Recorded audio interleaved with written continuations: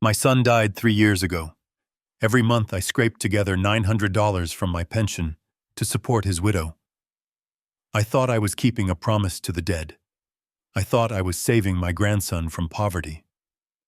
I was wrong. One phone call from a nosy neighbor shattered my illusion.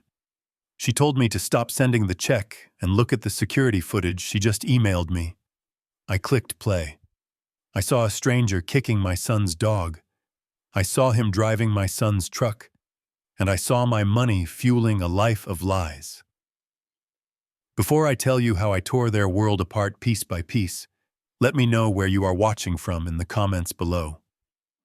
Hit like and subscribe if you have ever been taken for a fool by the people you trusted most. The ink from my pen was the only thing moving in my silent kitchen. I wrote the date carefully. June 1st, then the payee, Sarah Mitchell, then the amount, $900. It was a ritual that hurt every time, but I did it anyway.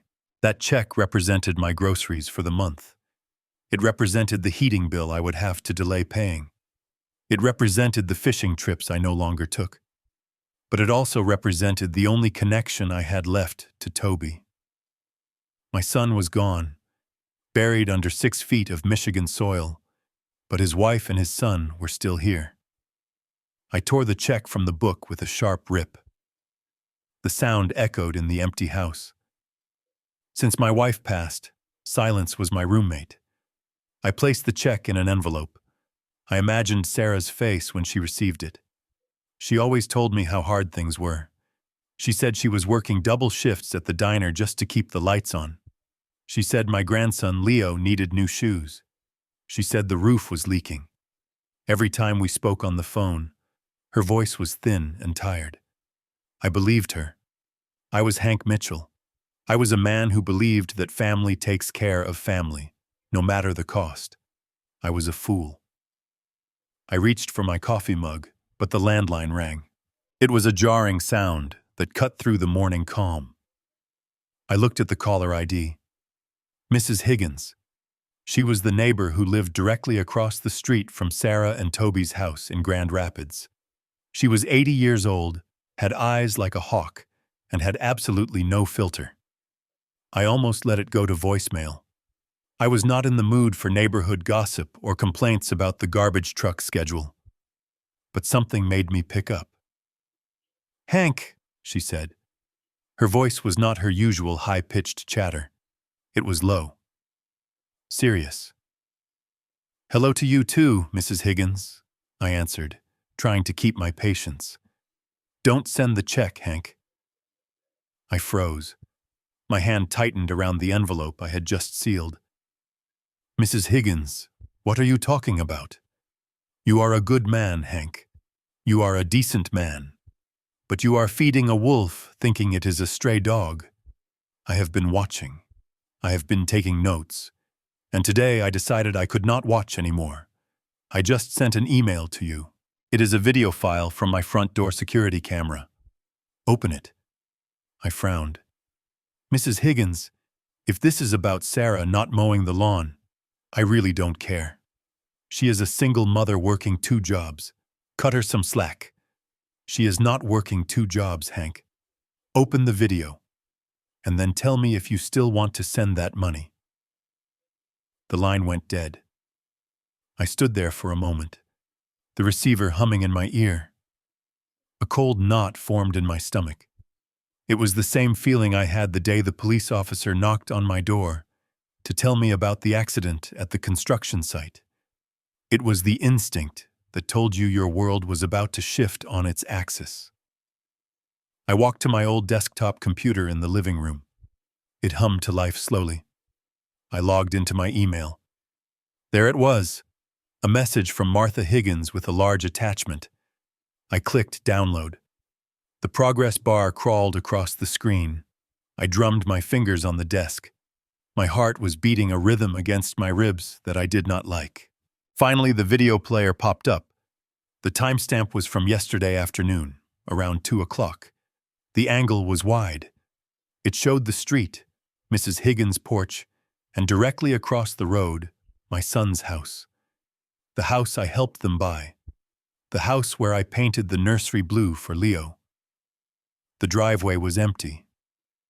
Then the front door opened. I leaned in, squinting at the grainy footage. It was not Sarah. It was a man. He was tall, shirtless, wearing low-hanging basketball shorts.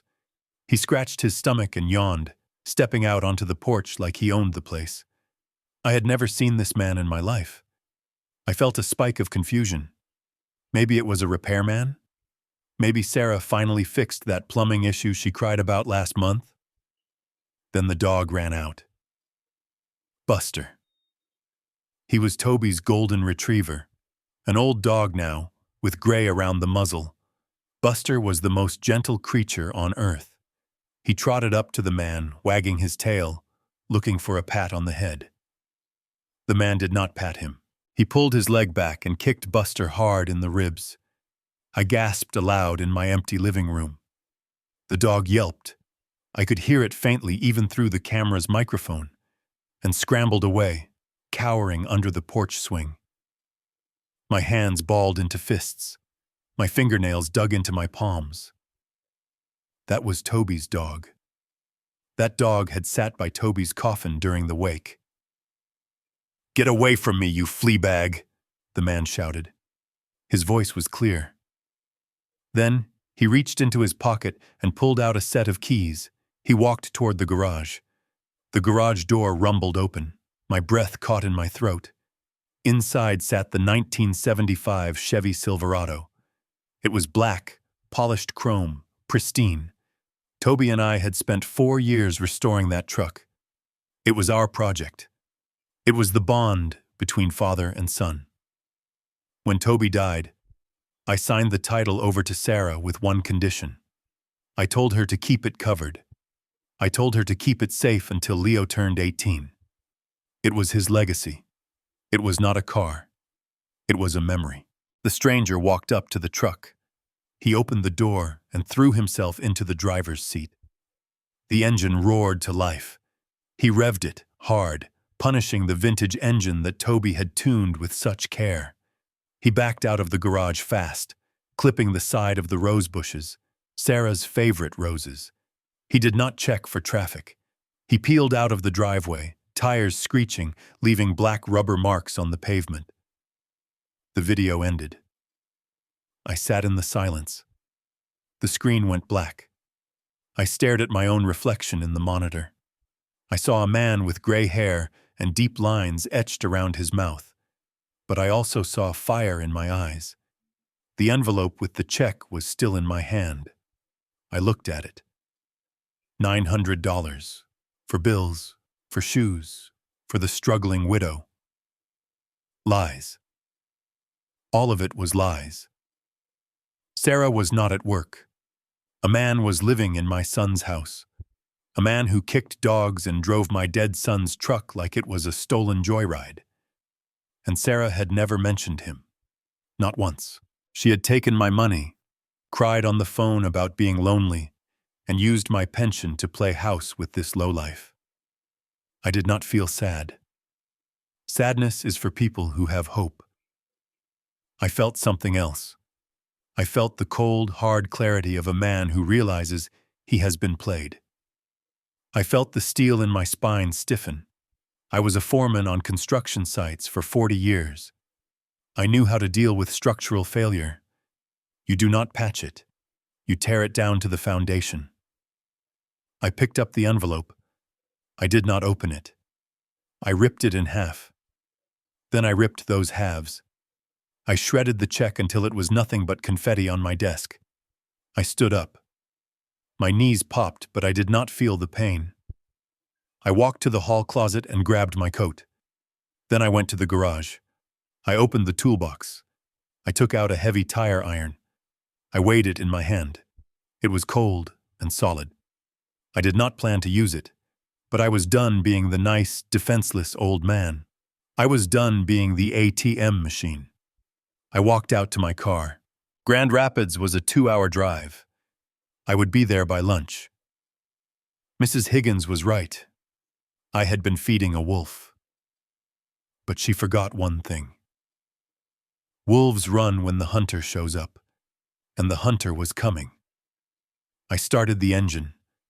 I did not turn on the radio. I needed the silence to plan. I needed the silence to fuel the rage that was burning a hole in my chest. I was going to take back what was mine. I was going to see my grandson, and God help anyone who tried to stand in my way. The drive felt like seconds. The road blurred. All I could see was that man's foot connecting with Buster's ribs. All I could hear was the engine of Toby's truck crying out as it was abused. I pulled up to the house just as the sun was high in the sky. The driveway was empty. The truck was gone. But the front door was open. I stepped out of my car, gripping the tire iron, and walked up the path where my son used to play. I didn't knock. You don't knock on the door of a house you paid for. I pushed the door open and stepped into the cool, dark hallway. The smell hit me first. Stale beer and cigarettes. In a house where my grandson lived. "Honey, is that you?" Sarah's voice floated from the kitchen. "Did you bring the beer?" I didn't answer. I walked into the living room, and there he was. The man from the video. He was sprawled on the couch, my couch, watching a game show. He looked up, confused, then annoyed. "Who the hell are you?" he asked, not even sitting up. "I am the bank," I said, my voice low and dangerous, "and I am closing your account." The drive to Grand Rapids usually took 2 hours, but my foot was heavy on the gas pedal and the speedometer rarely dipped below 80. The road was a blur of gray asphalt and green trees, but I saw none of it. All I could see was that video on loop in my mind. The kick, the whimper, the truck peeling out of the driveway. My hands gripped the steering wheel so tight my knuckles turned white, matching the color of the paint on the hood. I had spent a lifetime building things, skyscrapers, bridges, homes. I knew that when a foundation was rotten, you didn't wait for the collapse. You went in and tore it down before it buried everyone inside. And right now, the foundation of my grandson's life was rotting away. I pulled up to the curb in front of the house just as the afternoon sun began to dip. The engine ticked as it cooled, the only sound in the quiet suburban street. I sat there for a moment, just breathing, trying to push the red haze of rage back from the edges of my vision. I needed to be calm. I needed to be sharp. Anger makes you sloppy, and I could not afford to be sloppy. I looked at the house. The lawn, which Toby used to manicure every Saturday morning, was knee-high in weeds. The white picket fence I had installed with my own hands was peeling, gray wood showing through like bone. A tricycle lay on its side in the middle of the walkway, rusted and forgotten. It was not just a house that was being neglected. It was a memory. Every weed, every peel of paint, felt like an insult to the man who had worked himself to the bone to pay for it. I got out of the car. The air was thick and humid. I walked up the driveway, stepping over a crushed beer can that had been tossed into the bushes. My key was still on my ring, a brass relic from a time when I was welcome here. I didn't ring the doorbell. Guests ring doorbells. Landlords and fathers inspect their property. I slid the key into the lock. It stuck for a second, stiff from disuse before turning with a heavy click. The door swung open, and the smell hit me instantly.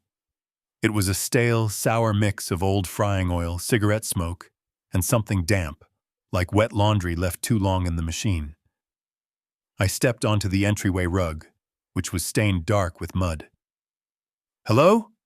I called out. My voice sounded too loud in the dim hallway. "Sarah?" There was no answer, just the murmur of a television from the living room. I walked down the hall, my work boots heavy on the hardwood floor. As I passed the kitchen, I saw a sink overflowing with dishes, plates crusted with days-old food stacked precariously high. Pizza boxes were piled on the counter, like a leaning tower of grease. This was not the home of a struggling widow working 2 jobs. This was the home of someone who had given up. I turned the corner into the living room and stopped dead. The curtains were drawn, blocking out the daylight, but the flicker of the massive television screen cast a blue glow over the room. On the sofa, the leather sofa I had bought them as a housewarming gift, lay the man. Brad. He was exactly as he appeared in the video, only now I could see the arrogance etched into his features. He was shirtless, his skin pale and slack, with a tattoo of a snake winding up his forearm. His feet were propped up on the coffee table, right next to a coaster that was being ignored. A can of cheap beer rested on his chest, rising and falling with his breathing. But what made my blood freeze was not him. It was what was behind him. On the mantel, where we had placed Toby's urn and his framed portrait from the police academy graduation, there was now a stack of video game cases and an overflowing ashtray. Toby's picture had been shoved to the far end, turned slightly toward the wall, half obscured by a half-empty bottle of liquor. He must have sensed my presence because he muted the TV and slowly turned his head. He didn't jump. He didn't look embarrassed. He looked me up and down with lazy, heavy-lidded eyes, then took a slow sip of his beer. "Well, look who it is," he said, his voice scratching like sandpaper. "Sarah didn't say we were having company. You must be the old man." I took a step forward, my hands loose at my sides, ready. "Who are you?" I asked, "and why are you in my son's house?" He chuckled, a wet, ugly sound. He swung his legs off the couch and sat up, scratching his bare stomach. "I'm Brad. And this isn't your son's house anymore, Pops. It's Sarah's, which means it's pretty much mine." I felt a vein throb in my temple. "Where is she?" Brad jerked his thumb toward the back of the house. "Laundry, I think. Or maybe crying in the bathroom. She does that a lot. But hey, since you're here, you might as well make yourself useful. Did you bring the check?" We were wondering why it was late. The audacity of it took my breath away. He wasn't just a squatter. He was a parasite who felt entitled to the host's blood. "You're waiting for the check?" I asked, my voice dangerously low. "Yeah," Brad said, standing up. He was taller than me, but softer. He had the build of a man who had never done a hard day's labor in his life. Sarah was stressing out about the cable bill. I told her, "Don't worry, the old ATM always pays out. You're like clockwork, right?" The old ATM.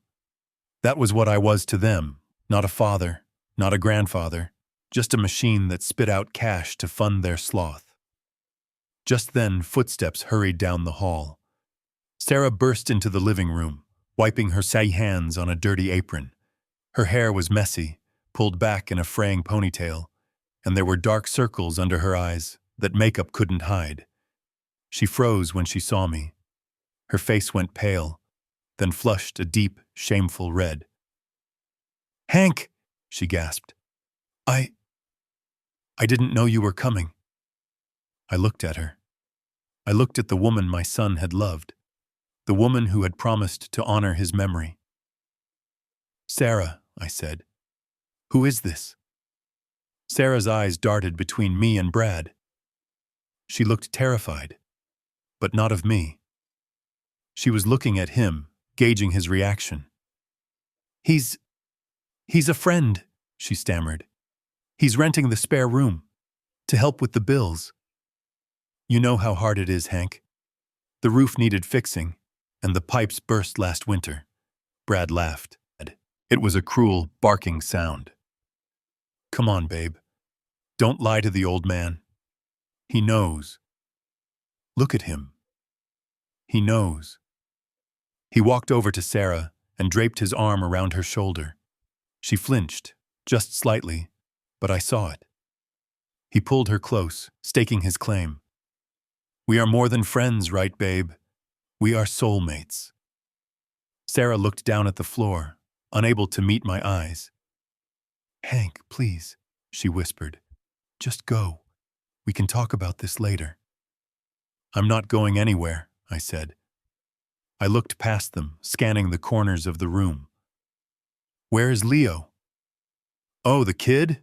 Brad said, waving his hand dismissively. He's around. Probably hiding. He's weird like that. Doesn't like social interaction. I pushed past them. I didn't care about their relationship. I didn't care about the lies. I needed to see my grandson. I walked toward the hallway that led to the bedrooms. Hey! You can't just walk in there, Brad shouted, starting to follow me. I spun around, pointing a finger directly at his chest. If you take one more step, I will introduce your face to that floorboards. Try me. He stopped. He saw something in my eyes, maybe the 40 years of hauling steel and concrete, that made him reconsider. He held up his hands in mock surrender. Okay. Tough guy. Go see the brat. I walked to the door at the end of the hall. Leo's room. The door was closed. I turned the handle gently and pushed it open. The room was dim. The blinds were pulled shut, creating a permanent twilight. It took a moment for my eyes to adjust. When they did, my heart broke into 1,000 jagged pieces.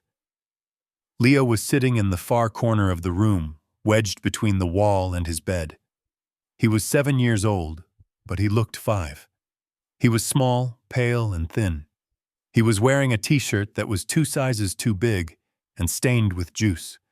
He wasn't playing with the remote-controlled car I had sent him for Christmas. He wasn't reading the encyclopedias I had bought. He was holding a plastic action figure that was missing an arm. He was tapping it against the wall, over and over again, in a silent, rhythmic trance. "Leo," I whispered. He jumped, his eyes wide with fear. He pulled his knees up to his chest, making himself as small as possible.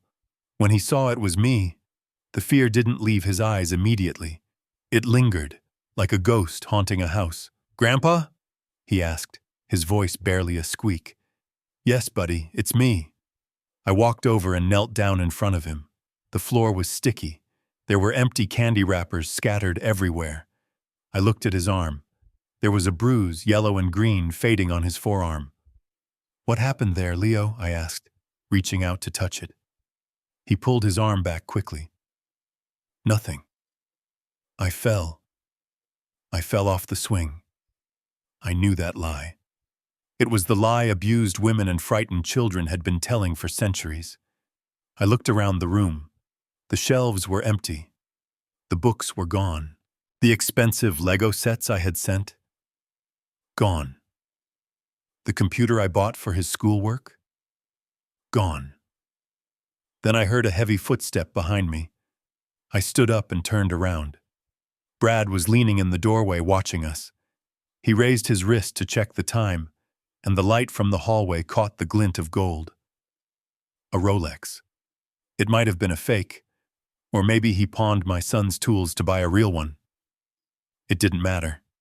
On his wrist sat hundreds of dollars of flash, while my grandson played with broken trash in a dark room. "Nice watch," I said, my voice trembling with suppressed violence. Brad grinned, smoothing the gold band. "Yeah. Sarah got it for me. Anniversary present.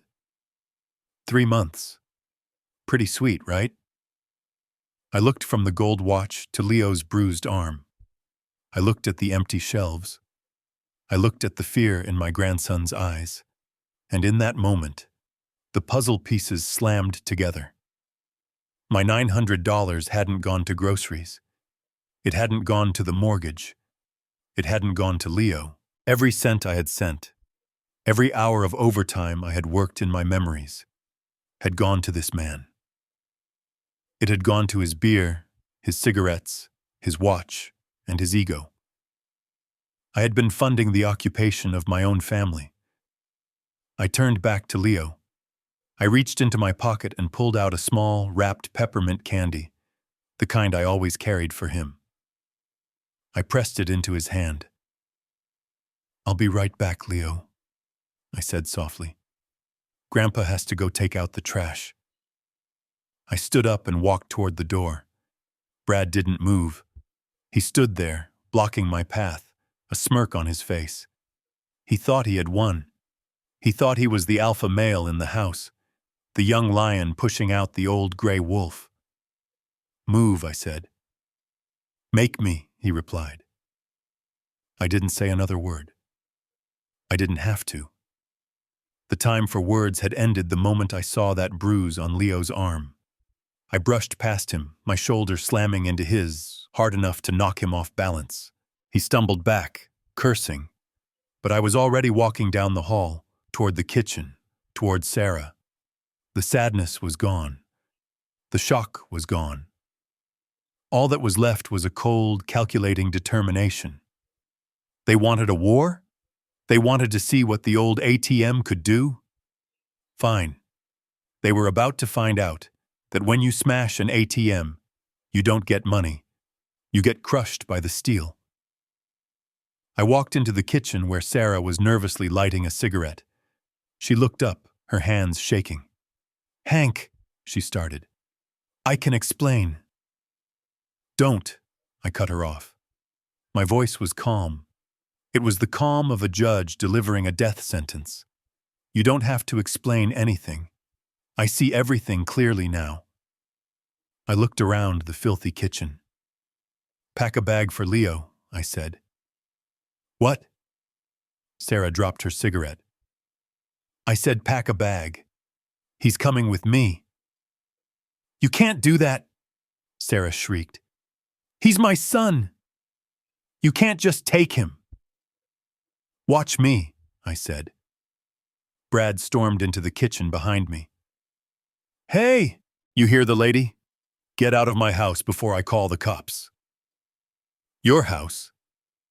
I laughed. It was a dry, humorless sound. I looked at the calendar on the wall. I looked at the pile of unpaid bills on the counter. I pulled out my phone. I dialed a number I knew by heart. It wasn't the police, not yet. It was Mr. Steinman, my lawyer. Put it on speaker, I told myself. Let them hear the sound of their world ending. Mr. Steinman, I said when he answered. Hank, is everything all right? No, I said, staring directly into Brad's eyes. Activate the foreclosure clause on the Mitchell property and file an emergency petition for temporary custody. Today. Foreclosure? Sarah whispered, her face draining of all color. Brad looked confused. What is he talking about? What foreclosure? I hung up the phone and smiled. It was not a nice smile. You didn't know? I asked Brad. Sarah didn't tell you? I didn't just give them the down payment. I hold the mortgage note, and Sarah hasn't paid a dime in 6 months. I let it slide because I thought she was struggling. But now? I leaned in close to Brad's face. I could smell the stale beer on his breath. Now, I'm calling in the debt. You have 24 hours to get out of my property, or the sheriff does it for me. The silence in the kitchen was absolute. The smirk was gone from Brad's face. Sarah began to sob, but I didn't feel a thing. The ATM was out of order. The demolition had begun. The silence in the kitchen following my phone call was heavy, the kind of silence that precedes a tornado siren. I lowered the phone, the screen still glowing with the end of the call to my lawyer, and placed it deliberately on the counter next to a pile of unopened past due notices. Brad was the first to break the tension. He let out a short, nervous laugh that sounded more like a cough. He looked at Sarah, then at me, his eyes darting back and forth as he tried to reassemble his shattered confidence. You are bluffing, he said, though his voice lacked the swagger it had in the living room. You can't just foreclose on a house with a snap of your fingers. This is a family home. There are laws, old man. Eviction takes months, years even. I didn't look at him. I looked at Sarah. She was trembling, her hands gripping the edge of the dirty countertop so hard her knuckles were white. She looked small, defeated, and for a fleeting second, I saw the girl my son had fallen in love with. The girl who used to bake blueberry muffins on Sunday mornings. The girl who promised me with tears in her eyes at Toby's funeral that she would raise Leo to be a good man. "Sarah," I said, my voice soft but firm. "I am going to give you one chance, just one, because you are the mother of my grandson, and because Toby loved you." She looked up at me, her eyes swimming with tears and confusion. "Hank, I don't know what to do." "It is simple," I said. I pointed a finger at Brad, who was now leaning against the fridge, trying to look unbothered but failing. "He leaves. Right now. He packs his bags, he takes his fake Rolex, and he walks out that door. If he is gone in 10 minutes, I call Mr. Steinman back and put the foreclosure on hold. We sit down, we figure out a budget, and we get you help. Real help." Brad straightened up, his face flushing red. "Hey, you can't talk about me like I'm not here. Sarah, are you listening to this? He's trying to control you. He's trying to buy you." I ignored him, keeping my eyes locked on Sarah. "But if he stays," I continued, "then the process continues. The house goes, the financial support stops, and I will spend every last dime of my retirement fighting for custody of Leo. It is him or us, Sarah. Choose." The room seemed to shrink. The air grew hot and stifling. Sarah looked at me, the man who had been her father figure for a decade. Then she looked at Brad, the man who was currently draining her life dry. I waited for her to straighten her spine. I waited for her to scream at him to get out. I waited for the mother in her to wake up and protect her cub. Instead, she looked down at her feet. She took a step back, moving closer to Brad. He sensed her weakness immediately. He reached out and placed a hand on the back of her neck, squeezing it in a pion that looked possessive, almost threatening. "Sarah?" I asked, a cold stone forming in my gut. She took a deep breath and looked up. Her eyes were hard now, defensive. A wall had gone up. It was the wall of an addict protecting their supply. "You have no right," she whispered. "What?" I asked. "You have no right," she screamed, her voice cracking. "You come into my house, you insult my boyfriend, you threaten to throw us on the street? Who do you think you are? You're just a bitter old man who can't stand to see me happy." "Happy?" I gestured around the filthy kitchen. I gestured toward the dark room where Leo was hiding. "You call this happy, Sarah? My grandson is terrified. Your house is falling apart. You look like you haven't slept in a week." "That's because we're stressed about money," she yelled. "Because your $900 isn't enough anymore. And Brad loves me. He understands me. He's not like you and Toby, always judging, always expecting me to be perfect." Brad smirked, pulling her tighter against his side. "See, Hank? She chose. She chose love. She chose the future, not the past." Sarah looked at me, her chin trembling but defiant. "I need him, Hank. I need love. I can't be alone. You don't understand what it's like. Brad helps me. He supports me emotionally."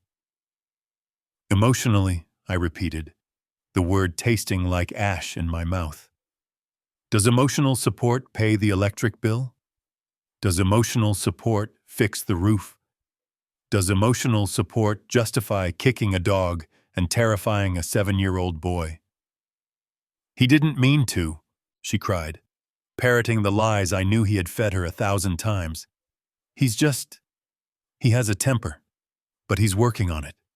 He loves Leo. He's a father figure to him." That broke me. Hearing her call this parasite a father figure to my son's child was the final severing of the tie. The rope snapped. I reached into the inside pocket of my jacket. I pulled out my checkbook. I had brought it with me against my better judgment, hoping that maybe I was wrong, hoping that maybe if I saw a legitimate need, I would write one last check to help them transition. I walked over to the kitchen table. It was cluttered with junk mail and empty beer bottles. I slammed the checkbook down, the sound making both of them jump. I pulled out a pen and quickly wrote out a check. I didn't fill in the name. I just filled in the amount. $5,000. I ripped the check from the book and held it up. Brad's eyes widened. I saw the greed flash across his face like a neon sign. He actually took a step forward, his hand twitching. Sarah stopped crying, her eyes fixated on the piece of paper. "You say you need money," I said, my voice steady. "You say that's the only problem, that if you had money, everything would be fine." I looked at the check. It was more money than I lived on for 3 months. It could fix the roof. It could buy Leo clothes for a year. Or in their hands, it could buy a month of partying and a new watch. "This is what you want, isn't it?" I asked. "The ATM payout." Brad licked his lips. "Look, Hank, maybe we got off on the wrong foot. If you want to help out, we can—" I didn't let him finish. I took the check in both hands. I looked Sarah dead in the eye. "Toby worked double shifts in the freezing rain for this money," I said. "He broke his back so you would be safe. And you sold his safety for a cheap thrill with a man who abuses his son." I tore the check in half. The sound was sharp, violent. Brad gasped, as if I had physically struck him. "Hey, what are you doing?" I put the two halves together and tore them again, and again, until the check was nothing but a pile of blue and white confetti in my palm. I opened my hand and let the pieces flutter down onto the dirty linoleum floor, mixing with the dust and the dog hair. "Love will nourish you, Sarah," I said coldly. "You said you need love. Well, you have it. Let his love pay the mortgage. Let his love buy the groceries. Because from this moment on, you will not see a single penny from me. Not for a birthday. Not for Christmas. Not for an emergency. You are on your own." I turned around and walked toward the front door. I felt lighter, strangely.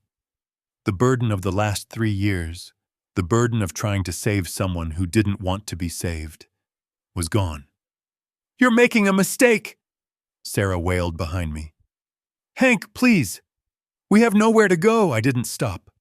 I marched down the hallway, past the living room where Toby's picture sat, turned to the wall. I reached the front door and threw it open. The fresh air hit me, cleansing the smell of stale beer from my lungs. "You'll regret this, old man." Brad's voice boomed from the kitchen. He sounded panicked now, vicious. "You think you can just walk away? You think you can threaten us?" I paused on the threshold. I didn't turn around. "You're never going to see him again," Brad screamed. "You hear me? You are never seeing Leo again. I'll make sure of it. I'll get a restraining order. I'll tell the cops you hit him. You'll die alone, you miserable old bastard." I stepped out onto the porch and pulled the door shut behind me. The slam echoed through the neighborhood. I walked down the path to my car. I could see Mrs. Higgins standing in her window across the street, watching. She gave me a small, grim nod. I nodded back. Brad's threats were still ringing in my ears. "You'll never see him again." He thought that was a winning card. He thought he could use my grandson as a hostage to force the ATM to open back up. He didn't know who he was dealing with. He thought this was a negotiation. He didn't realize that when he threatened my access to Leo, he hadn't ended the war. He had just authorized the nuclear option.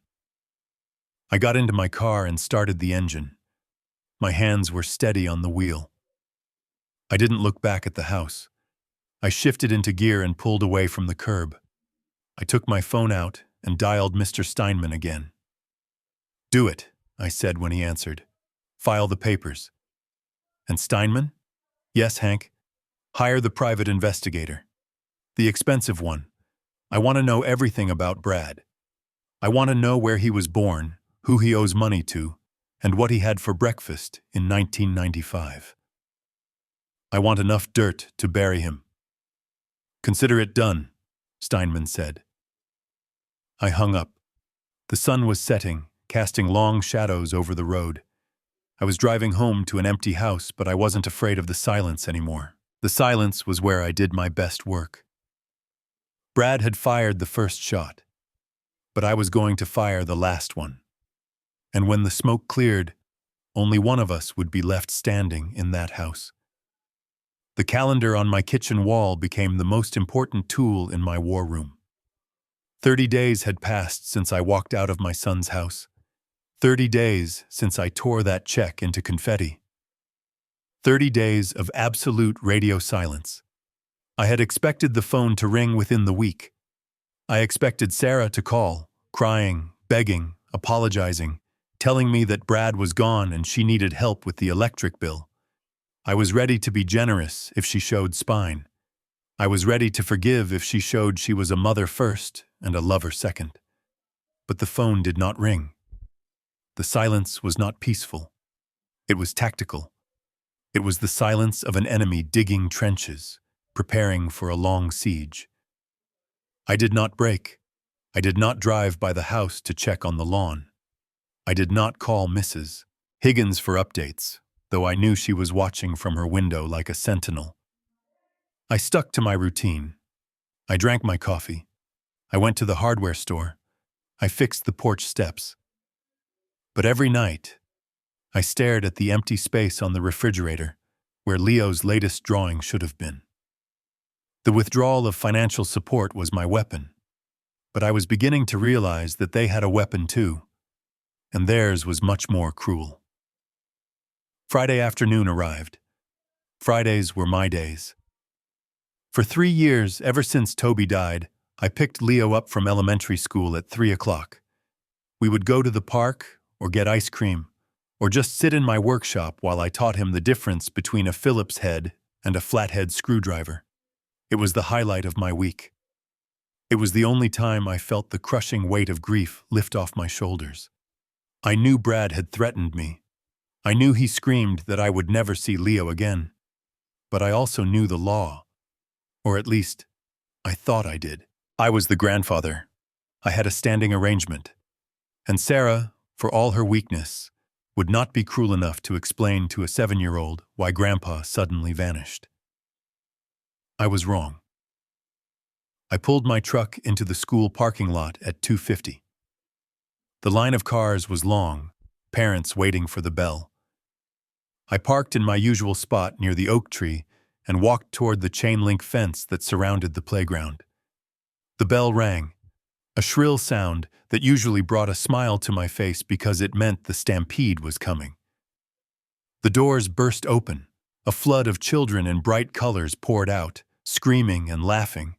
I scanned the crowd. I was looking for the blue backpack with the superhero patch. I was looking for the messy brown hair that always needed a trim. I saw him.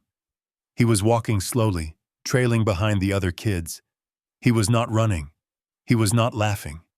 He was staring at his feet. My heart hammered against my ribs. I walked toward the gate, ready to wave, ready to shout his name. "Mr. Mitchell!" a voice boomed. I stopped. A heavy hand landed on my shoulder. It was Gary, the school security guard. I had known Gary for years. We talked about football every Friday.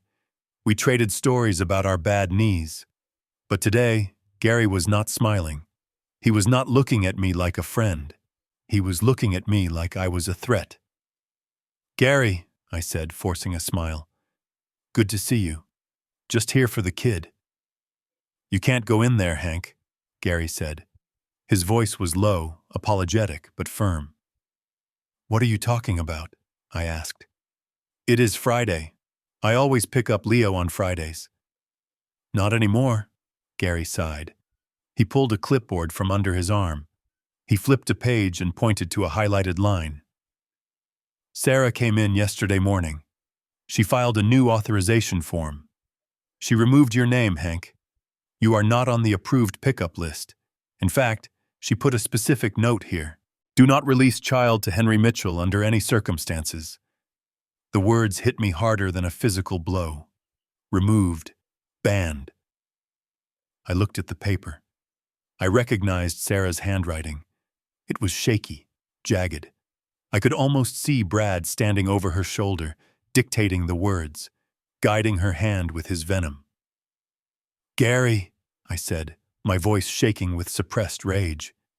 You know me. You know I have picked him up every week for 3 years. This is a mistake. It is not a mistake, Hank, Gary said, stepping in front of me to block the gate. It is a legal document. If I let you take him, I lose my job. And if you try to force it, I have to call the police. Don't make me do that, Hank, please. Go home. I looked past Gary's shoulder. Leo was standing by the slide now. He had stopped walking. He was looking at the gate. He saw me. My breath caught in my throat. He looked terrible. Even from this distance, I could see the dark circles under his eyes. His clothes, usually clean and pressed, looked rumpled and too big, as if he was wearing the same outfit for 3 days straight. He looked small, defeated. He looked like a prisoner of war in a playground. He didn't wave. He didn't smile. He just stood there, gripping the strap of his backpack with both hands. Then he moved his hand. It was a small movement. Subtle. If you didn't know what to look for, you would miss it. He brought his right hand up to his chest, made a fist, and then tucked his thumb inside his fingers. The turtle shell. It was a game we played when he was 4. When the world got too loud, or when he was scared of a thunderstorm, I told him to make the turtle shell. It meant I am scared. I need to hide. I need protection. It was our code, our secret language. He held the fist against his heart for 3 seconds, staring straight at me. Then he dropped his hand as a teacher walked by. The message was clear. It was not just a greeting. It was an SOS. My blood boiled. The urge to shove Gary aside, rip the gate off its hinges, and grab my grandson was so strong it made my vision blur. I wanted to storm that playground and carry him to safety. I wanted to drive to that house and tear Brad apart with my bare hands. But I froze. I saw the camera on the corner of the school building. I saw the other parents watching. I saw Gary's hand resting near his radio. If I made a scene, I would be the aggressor. If I yelled, I would be the unstable old man. If I fought, I would be the violent grandfather.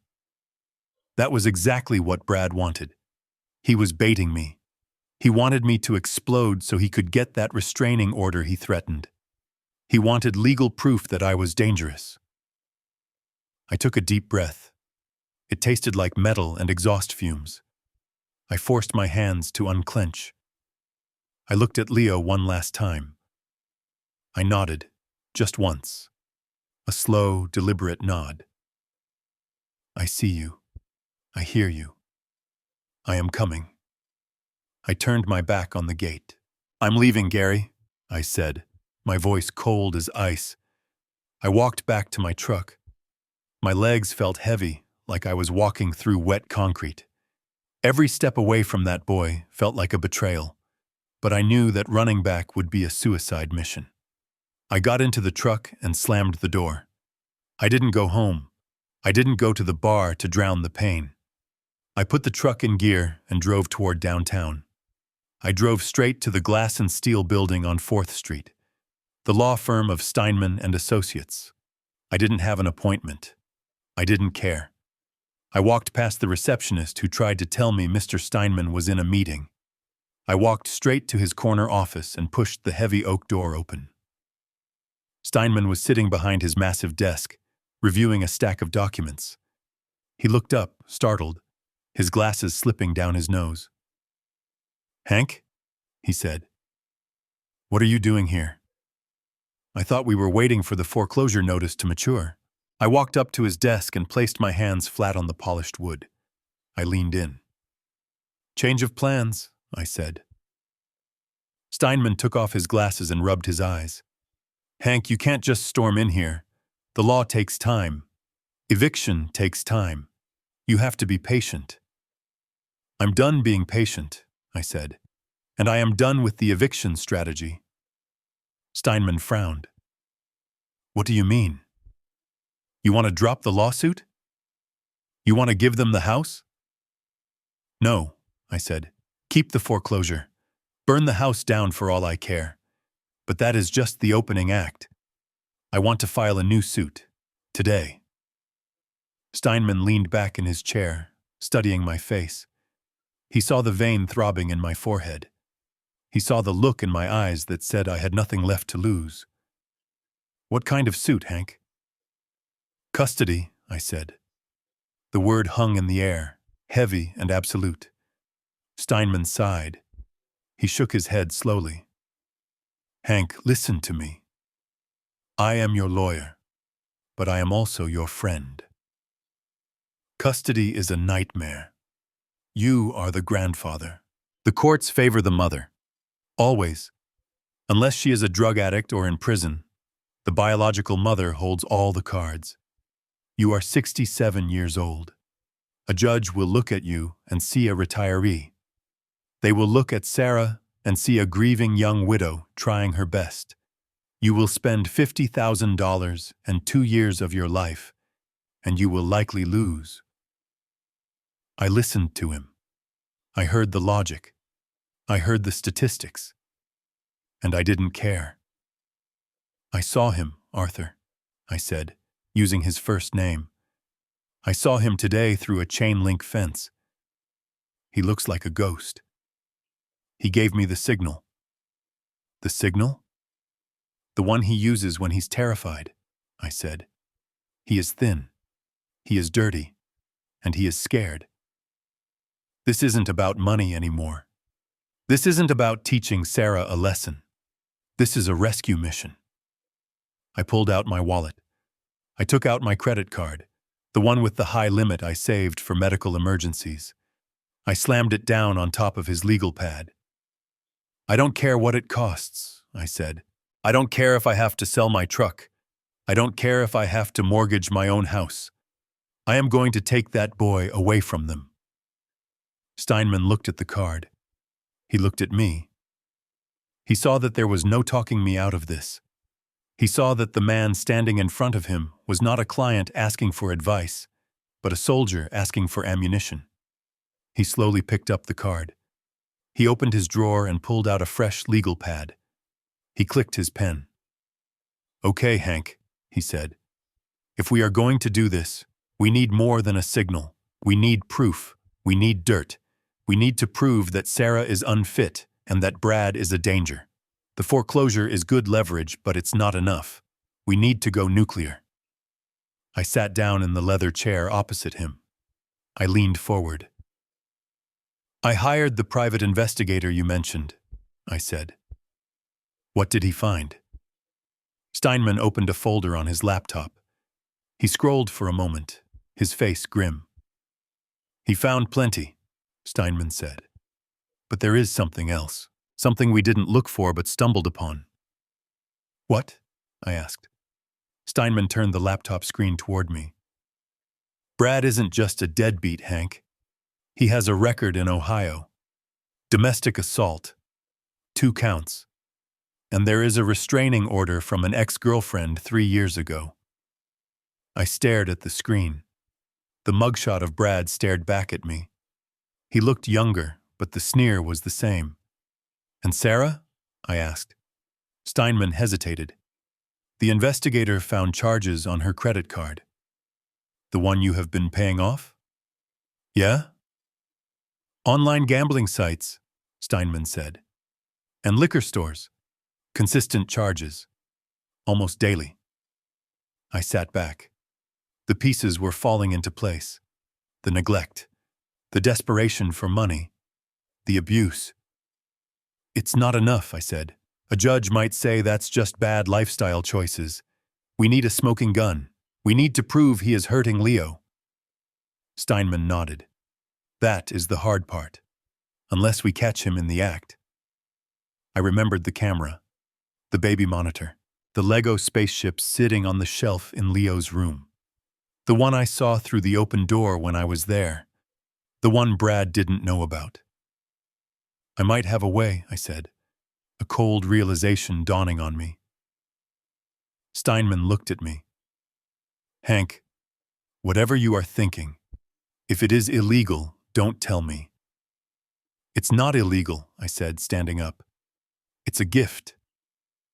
I gave Leo a toy 2 years ago, a big Lego set. It has a built-in camera feature for parents to check in. I set up the account. I have the password. Is it still active? Steinman asked. I don't know, I said. But if it is, if that camera is online, we are going to see exactly what happens in that house when the doors are closed. Go home, Hank, Steinman said, his voice sharp with urgency. Go home and log in. If you get footage, if you get one frame of him hurting that boy, we don't just win custody. We put him in handcuffs. I grabbed my hat. I didn't say goodbye. I walked out of the office and down the hall. I had a mission. The fence at the school had stopped me today, but there were no fences in the digital world. I was going to breach their walls. I was going to be the fly on the wall, and God help them if I saw what I thought I was going to see. The war had just moved from the courtroom to the living room, and they didn't even know I was watching. War is not a straight line. I learned that on construction sites when unions went on strike or when bad weather turned solid ground into a swamp. You make a plan, you pour the foundation, and then the world throws a wrench in the gears. I thought I had the upper hand. I thought cutting off the money and threatening foreclosure would force them to surrender. I thought Sarah would wake up. I was naive. I forgot that when you back a rat into a corner, it doesn't apologize. It bites. And Brad was a rat the size of a mountain lion. 2 days after I left Steinman's office, the first counterattack arrived. It didn't come with a bang or a shout. It came with a polite knock on my front door at 7 in the morning. I was drinking my coffee, black, watching the sunrise over the tool shed I had built with Toby. I opened the door to find a young man in a windbreaker holding a thick manila envelope. Henry Mitchell? He asked, looking at his clipboard. That is me, I said. You have been served, he said. He thrust the envelope into my chest, turned around, and walked back to his car without another word. It was just a job to him. He didn't know he had just handed me a declaration of war. I took the envelope into the kitchen. My hands were steady, but my stomach turned over. I sliced it open with my pocket knife. I pulled out a stack of papers so thick they thumped when they hit the table. Superior Court of Michigan, Civil Division. Plaintiff, Sarah Mitchell. Defendant, Henry Mitchell. I put on my reading glasses and began to read. The words were legal jargon, cold and precise, but the meaning was clear. Sarah was suing me. The charges were absurd. Harassment, stalking, intentional infliction of emotional distress. They claimed that I had used my financial leverage to control Sarah's life. They claimed I had threatened them with physical violence during my visit. They claimed that my sudden withdrawal of support was a calculated act of malice designed to harm a grieving widow and her child. And then, the kicker. They were demanding spousal support. Not from a husband, but from a father-in-law. They argued that by supporting them for 3 years, I had created a dependency precedent, and that cutting them off without notice was a violation of an implied contract. They wanted $3,000 a month, plus legal fees, plus $50,000 for pain and suffering. I laughed. It was a dry, hollow sound that echoed in the empty kitchen. Pain and suffering. I had buried my wife. I had buried my son. I lived in a house that was too big and too quiet. And this man, this grifter with a fake Rolex, was teaching my daughter-in-law to sue me for suffering because I stopped paying for his beer. But the lawsuit was just the jab. The right hook came an hour later. I went to the hardware store downtown. It was my sanctuary. I had been buying lumber and nails at Miller's Hardware since 1985. I knew every aisle, every smell of sawdust and oil. I knew the owner, old Bob Miller, better than I knew some of my cousins. I walked in, the bell above the door chiming. Usually, Bob would shout a greeting from the back. Usually, the guys standing around the coffee pot by the paint section would wave and ask about my truck. Today, silence. The bell chimed, and every head turned. Then, just as quickly, they looked away. Bob was behind the counter. He didn't look up. He started shuffling papers that didn't need shuffling. The guys by the coffee pot suddenly found the floor very interesting. I walked up to the counter. I placed a box of galvanized screws on the mat. "Morning, Bob," I said. Bob didn't meet my eyes. "Morning, Hank." "Something wrong?" I asked. The air in the store felt thick, heavy with unspoken words. Bob sighed. He looked pained. He reached under the counter and pulled out his iPad. He tapped the screen and slid it across the glass toward me. "I didn't know you were like that, Hank," Bob said quietly. "I really didn't." I looked at the screen. It was Facebook. I didn't have an account, but I knew what it was. It was a post from Sarah Mitchell. But the words were not Sarah's. They were too polished, too manipulative. They were Brad's words coming out of her mouth. The post had a picture of Sarah, looking tearful, holding a black and white photo of Toby. Next to it was a picture of Leo, looking sad in his room. "I never thought I would have to do this," the caption read. "But I am desperate. My late husband's father, a man we trusted, has turned into a monster. After years of controlling us, yesterday he broke into our home. He threatened us. He destroyed our property.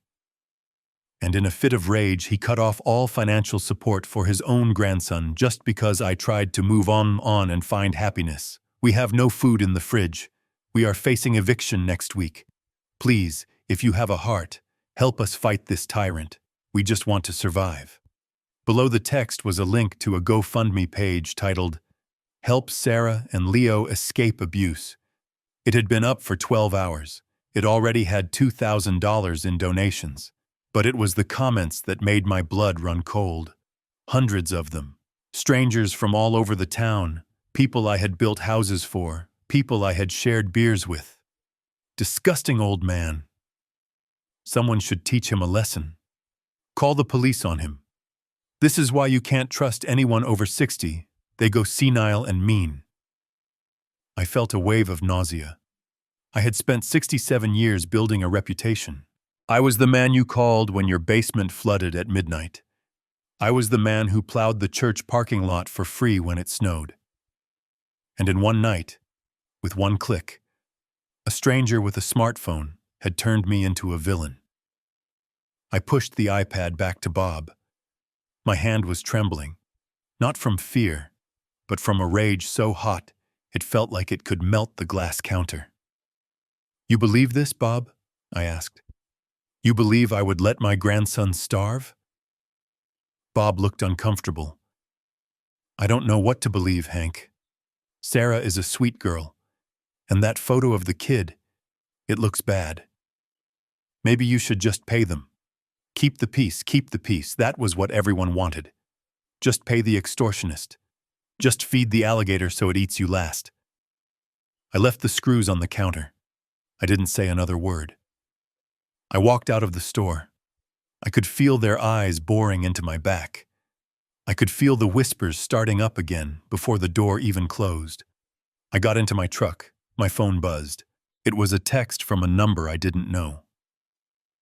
"Watch your back, Grandpa. The whole town knows who you are now." I drove. I didn't go home. I went straight to Steinman's office. I didn't wait for the receptionist. I threw the lawsuit papers on his desk. Then I threw my phone down next to it, with the GoFundMe page open. Steinman picked up the phone. He read the post. His face went gray. "Hank, this is bad," he said. "This is a PR nightmare. In a custody battle, perception is reality. If the judge sees this, if the community turns against you, they are winning the court of public opinion," I said, pacing the small office. "They are using my silence against me. They are using my dignity against me." Steinman took off his glasses. "We need to issue a statement," he said. "We need to deny the allegations. We need to explain that the money was for Leo, not for her boyfriend. We need to play defense." "No," I said. I stopped pacing. I looked out the window at the city below, the city I helped build. "No defense," I said. "Hank, you can't just ignore this. They are destroying you." "Let them," I said. I turned back to him. "Let them think they have won. Let Brad think he is a genius. Let him spend that donation money on booze and pills. Let him get comfortable." I pointed at the lawsuit on the desk. "They want to sue me for harassment? Fine. They want to claim I am a danger? Fine. They want to play dirty?" I looked at Steinman, and for the first time in a month, I smiled. It was a cold, sharp smile. "Steinman, do you know the first rule of working on a high-rise?" "No," he said. "You never look down," I said. "You look at the steel in front of you. You focus on the job." I leaned over the desk. "They want to drag this into the mud. They think I will be scared of a little dirt. They forgot that I worked in the mud for 40 years. I don't care about the neighbors. I don't care about Facebook. I care about the truth." I tapped the file folder where we had the investigator's report on Brad's criminal record. "You said Brad has a record in Ohio?" "Yes. And we are waiting for the camera footage from the Lego set?" "We are trying to access the server now," Steinman said. "It might take a few days to crack the old password reset." "Good," I said. "Let them have their fun for a few days. Let them spend that GoFundMe money. Because when we walk into that courtroom, I am not going to sue them for libel. I am going to destroy them with facts. I want you to file a response to this lawsuit," I said. "Okay," Steinman said, picking up his pen. "What is our plea?" "We don't plea," I said. "We countersue. Not for money. I don't want their money. I want full, legal, permanent custody of Leo Mitchell based on immediate danger and criminal negligence. And I want a subpoena for Brad's bank records. I want to show the judge exactly where that $2,000 from the kind-hearted donors went." Steinman paused. "That is aggressive, Hank. That is the law of the jungle," I cut him off. "They started this in the wild. They wanted to be animals. Well, the lion is awake now, and the lion is hungry." I picked up my hat. "Get that camera working, Steinman. I have a feeling that while Brad is busy celebrating his victory on Facebook, he is getting sloppy at home. And when he slips, I will be there to catch him." I walked out of the office. The whispers in the town didn't matter anymore. The dirty looks didn't matter. I had a target. I had a mission. And I knew something they didn't. Lies scream for attention. The truth just waits. And I was very good at waiting. The coffee in the styrofoam cup had gone cold, but I didn't care. I was sitting in the back booth of a diner on the edge of town, across from a man who made a living digging up the secrets people tried desperately to bury. His name was Reynolds. He was a private investigator my lawyer, Steinman, had used for 20 years. He didn't look like a TV detective. He looked like a retired accountant who hadn't slept in a week. He wore a rumpled suit and smelled faintly of menthol cigarettes. Reynolds didn't say hello. He just reached into his battered leather briefcase and pulled out a thick manila envelope. He slid it across the greasy table. The sound of the paper sliding against the formica sounded like a guillotine blade dropping. "You are not going to like this, Hank," Reynolds said, his voice raspy. "I didn't hire you to tell me fairy tales," I said. I put my hand on the envelope. It felt heavy, heavy with betrayal. I opened it. The first photo was of Brad. It was a mugshot. He looked younger, his hair shorter, but the sneer was the same. He had a black eye in the photo. "Bradley James Sullivan," Reynolds said, reading from his notebook. 35 years old, originally from Dayton, Ohio. He moved here 6 months ago. I looked at the rap sheet attached to the photo. Assault, battery, possession with intent to distribute. "But that is just the appetizer," Reynolds continued. "Look at the second page."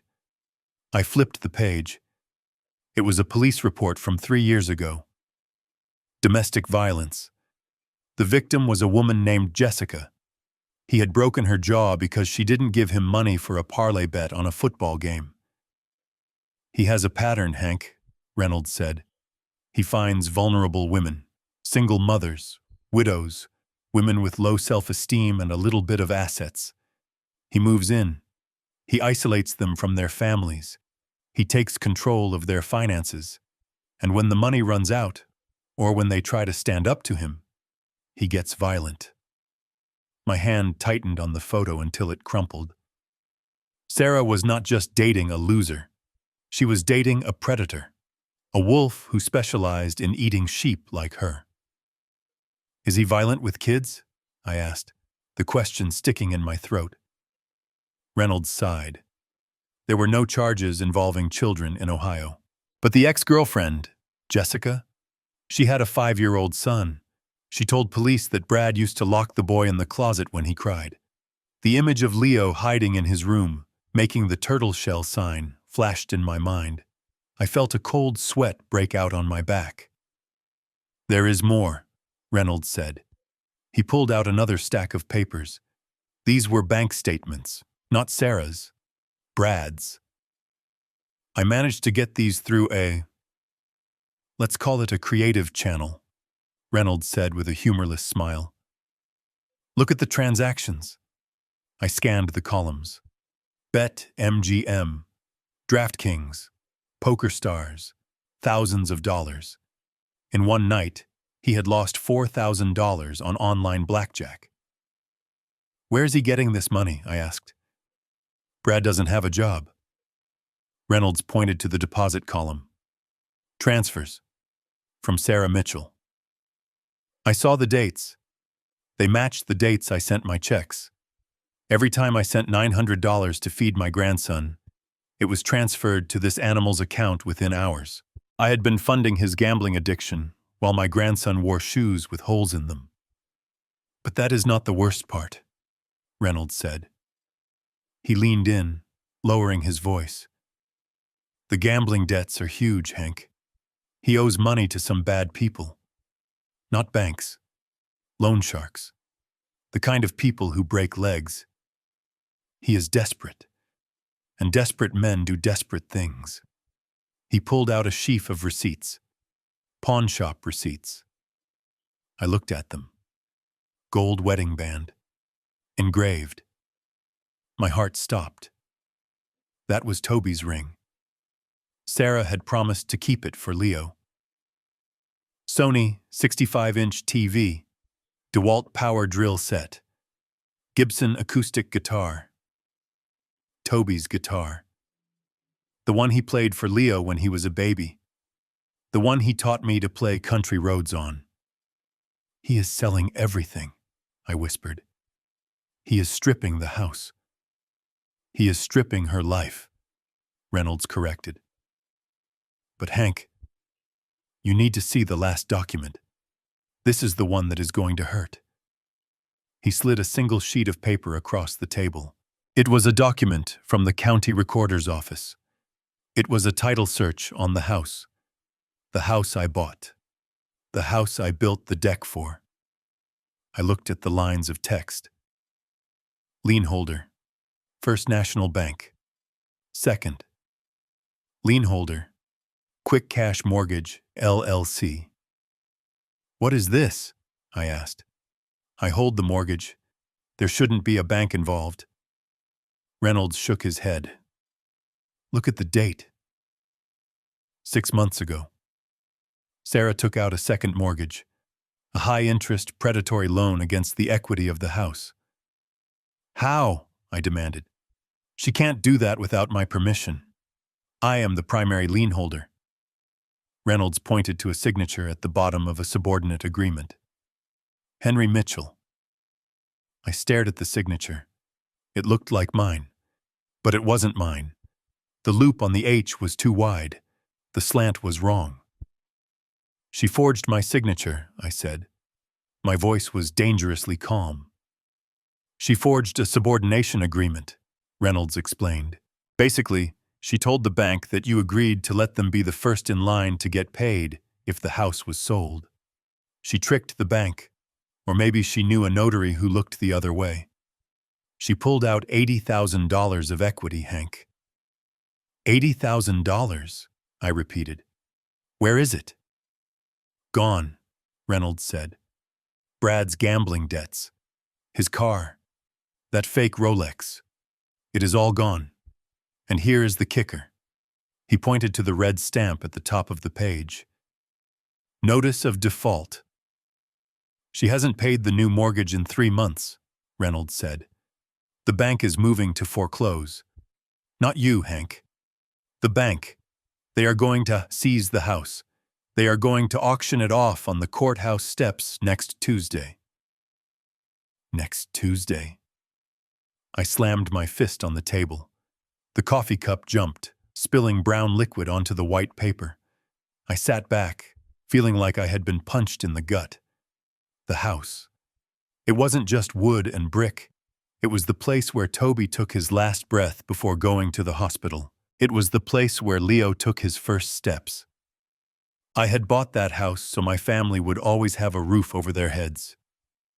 I had worked double shifts, skipped vacations, driven a truck with no air conditioning for 10 years to pay for that house. And now? Now it was going to be sold to the highest bidder because a gambling addict needed chips and my daughter-in-law was too weak to stop him. It's not about the money, I said, my voice trembling. It's the legacy. That house was Leo's inheritance. That was all Toby left him. Reynolds nodded slowly. He gathered the papers and put them back in the envelope. You have enough here to put her in jail for fraud, Hank, he said. Forgery is a felony. You can send her to prison for 5 years. I looked at the diner window. A family was walking by outside, a father holding his son's hand. If I send her to prison, I said, Leo goes into foster care until the custody hearing is settled. I can't do that to him. He has lost his father. I can't take his mother away in handcuffs in front of him. Then what are you going to do? Reynolds asked. The auction is in 4 days. You can't stop a bank foreclosure that fast, not with a forged document. It takes months to unravel fraud. I took the envelope. I stood up. I threw a $20 bill on the table for the coffee. I am not going to stop the auction, I said. Reynolds looked confused. What? You are just going to let them take it? No, I said. I am going to let the bank think they are taking it. I am going to let Brad think he got away with it. I want him to feel safe. I want him to think the old man is defeated. I put my hat on.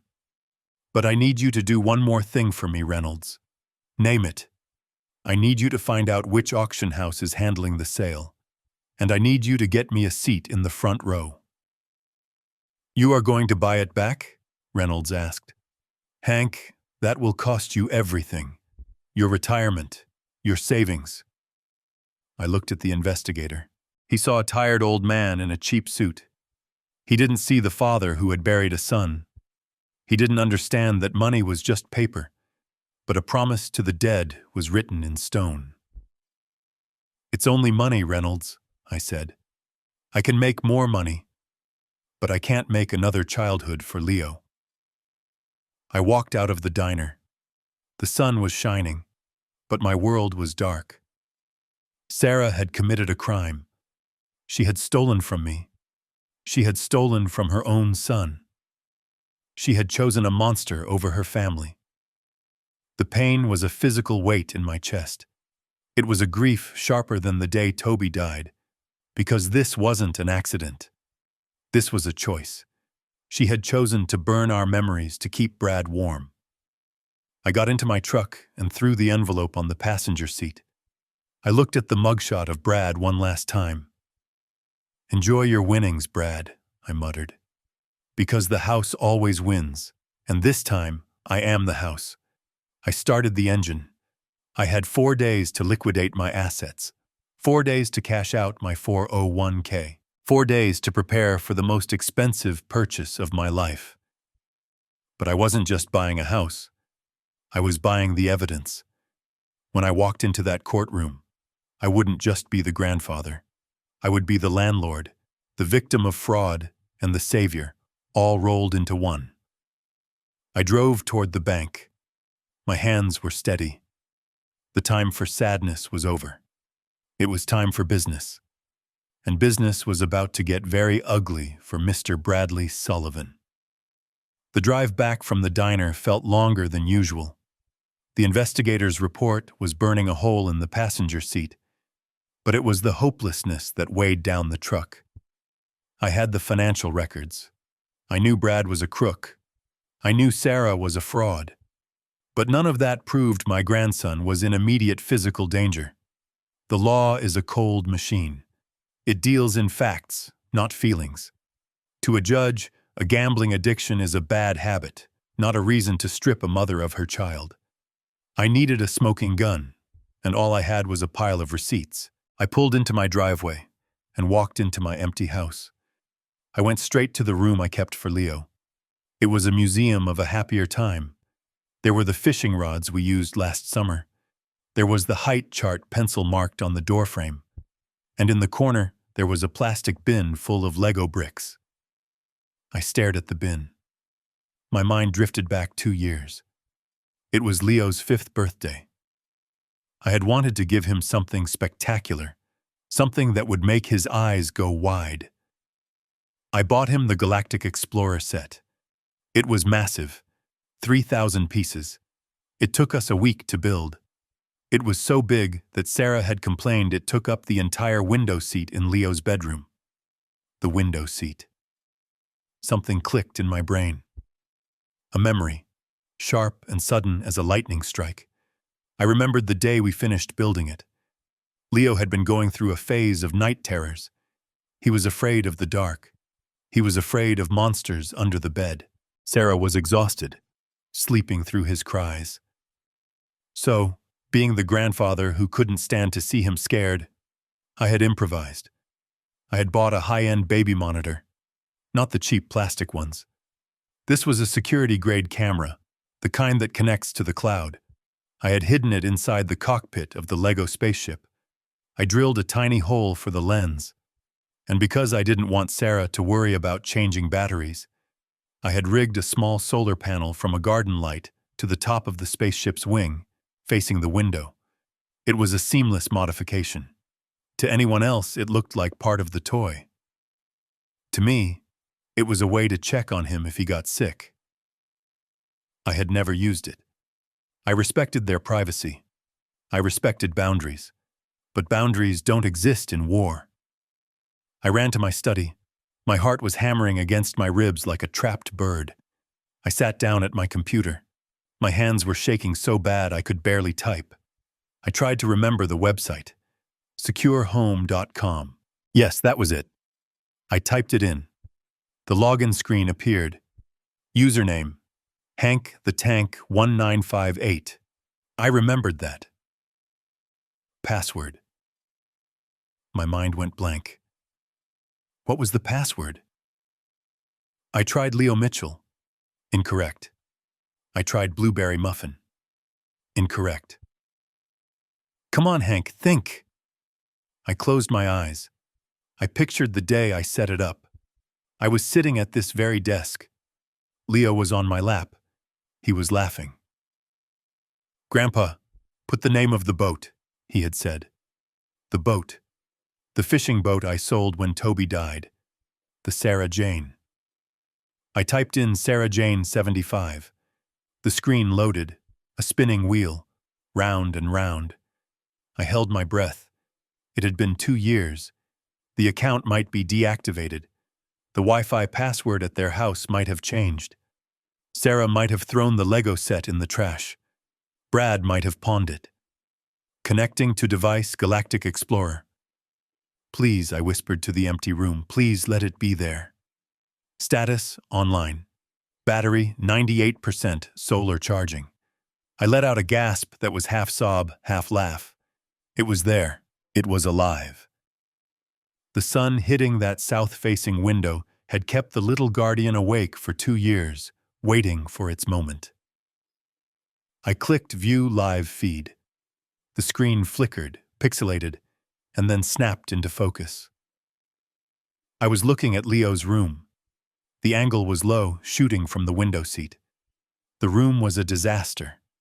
Clothes were piled everywhere. The curtains were drawn, but enough light filtered through to see clearly.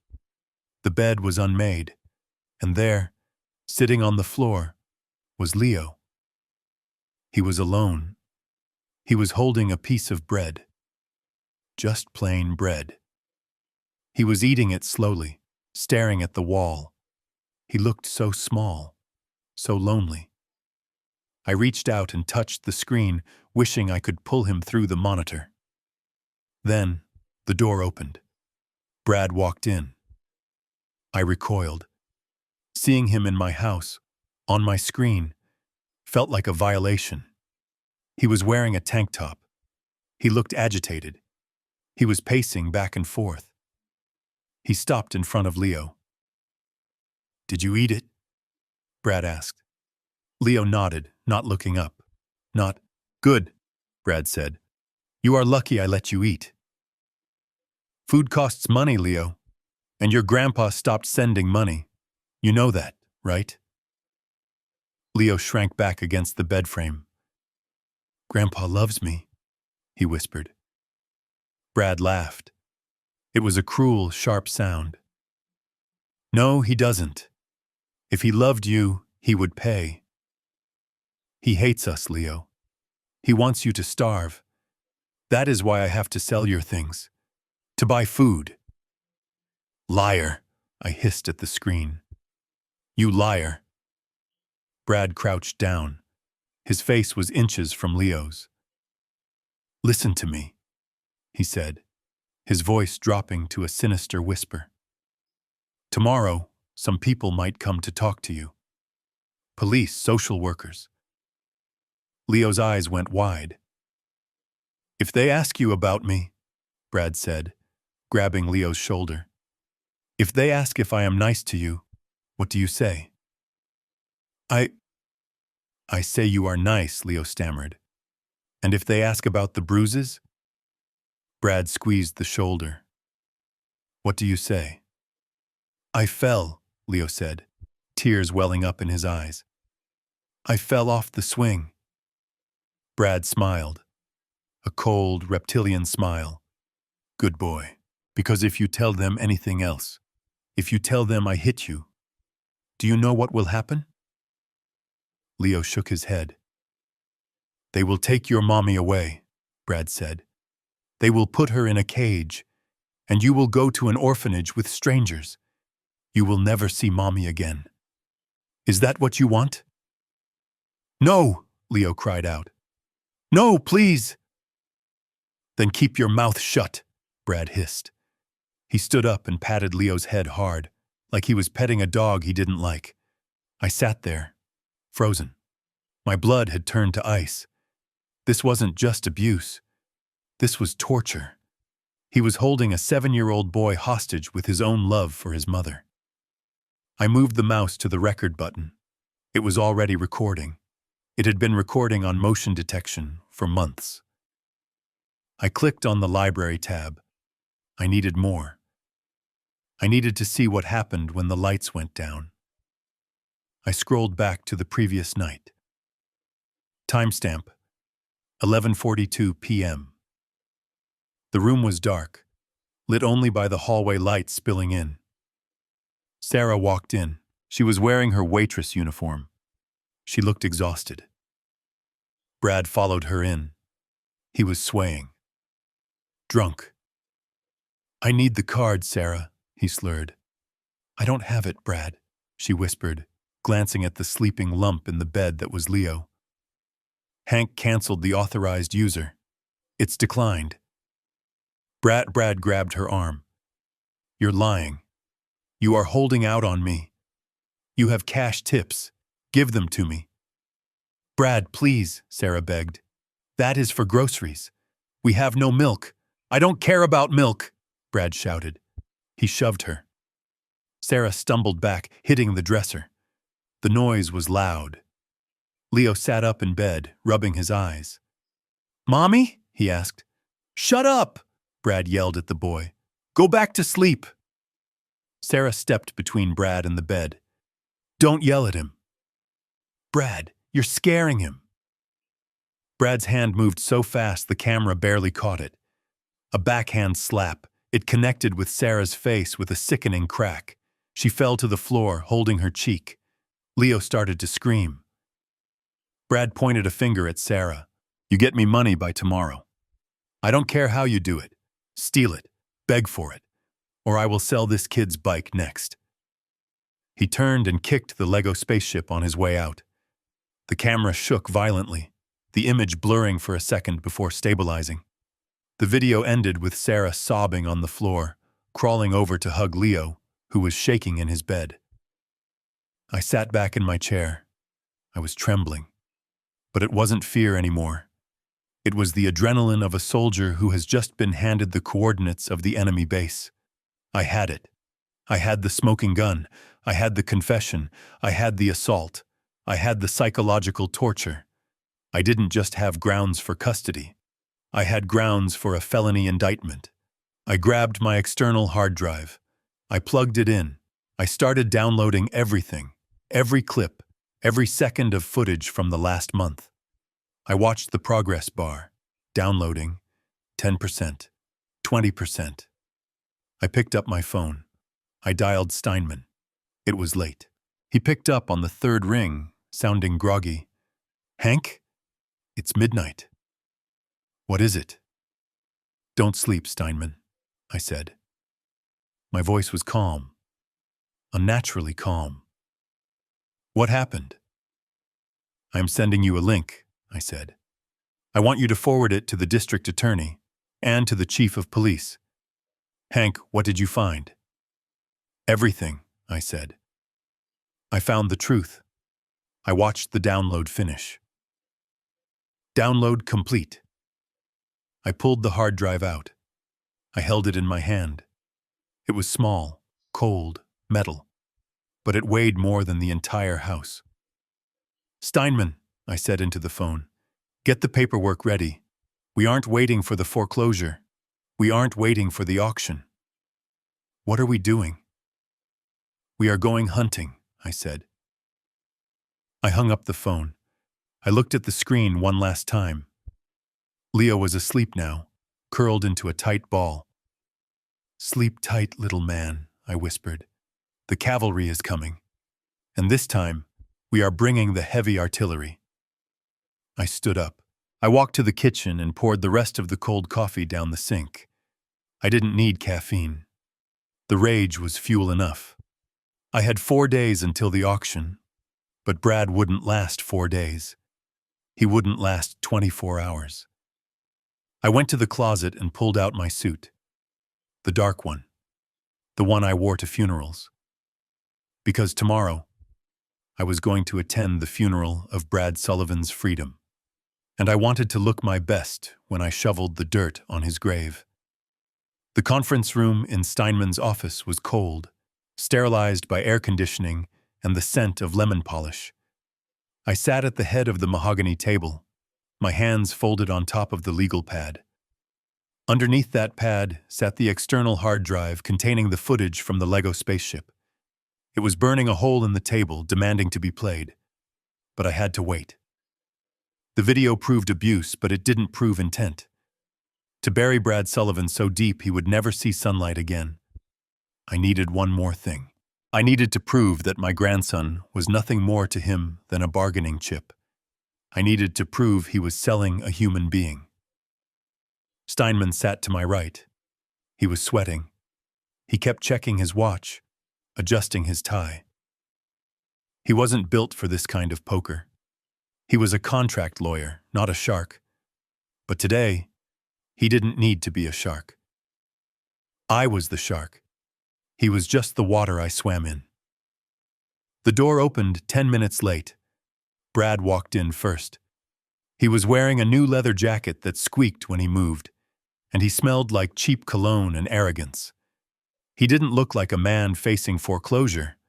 He looked like a man who had just won the lottery and was here to collect the check.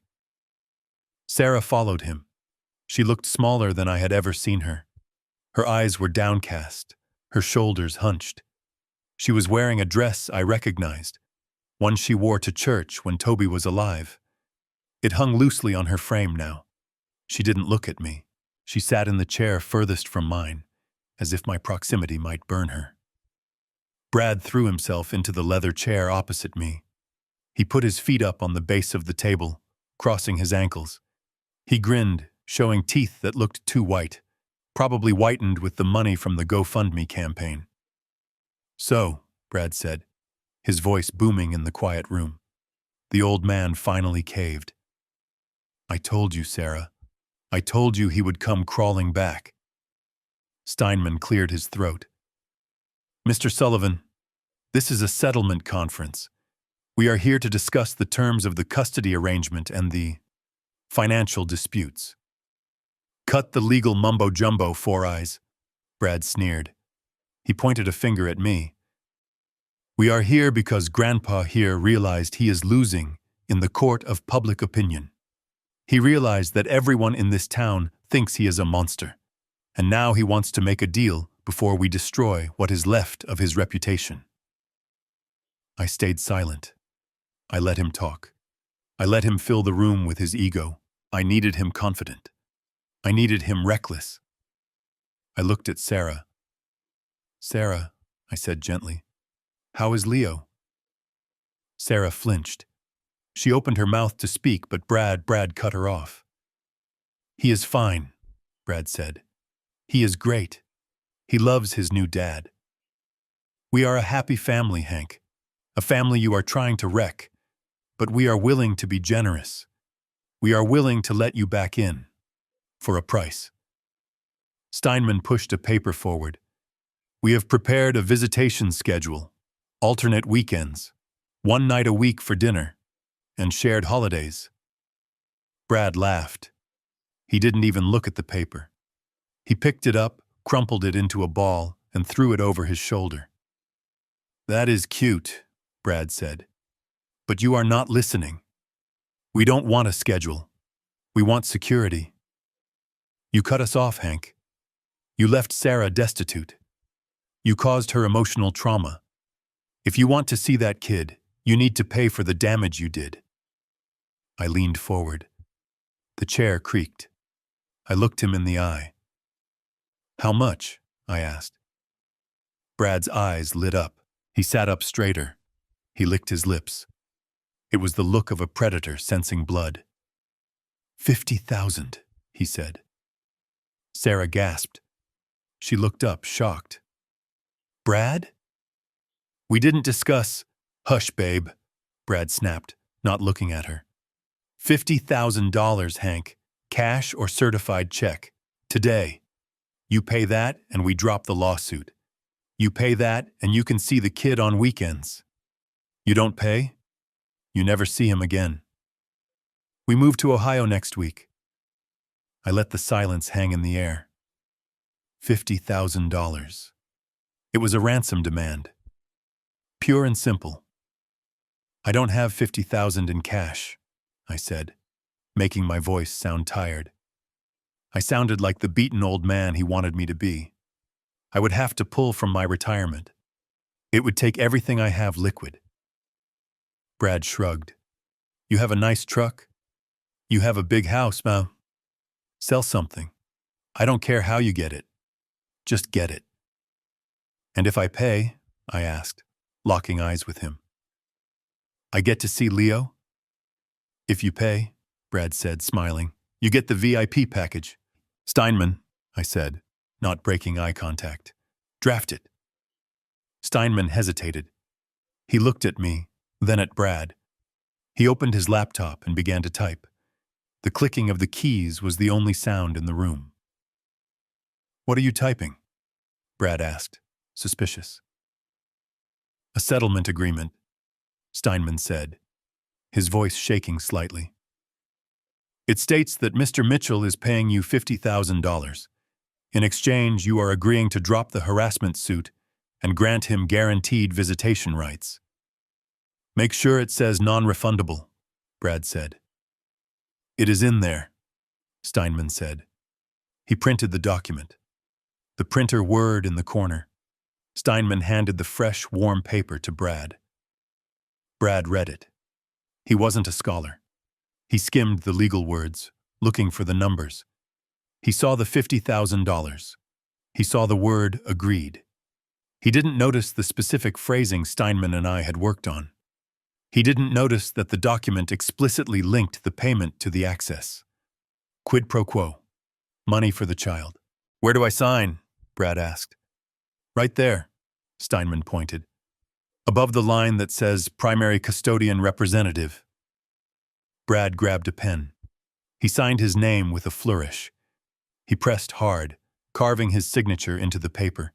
He pushed the paper toward Sarah. Sign it, babe, he ordered. Sarah looked at the paper. She looked at me. Her eyes were pleading. She knew this was wrong. She knew they were selling her son's time.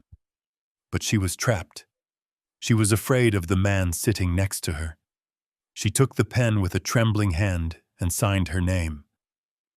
Brad snatched the paper back and slid it across the table to me. There, he said. We held up our end. Now pay up, old man. I opened my checkbook. I felt a wave of nausea. Even though I knew this was a trap, the act of writing a check to this monster made my skin crawl. I wrote the date. I wrote the name Bradley Sullivan. I wrote 50,000 and 00 over 100. I tore the check out. I held it in my hand. Brad reached for it. His fingers were twitching. I pulled it back slightly. One last thing, I said. You promise you won't take him to Ohio? You promise I can see him this weekend? Yeah, I promise, Brad said, his eyes glued to the blue piece of paper. Just give me the damn money. I handed it to him. His fingers closed around the check. He let out a breath he had been holding. He looked at the check, checking the zeros, checking the signature. A look of pure, unadulterated greed washed over his face. He had won. He had beaten the grumpy old contractor. He was rich. He folded the check and put it in his breast pocket. He stood up, buttoning his squeaky leather jacket.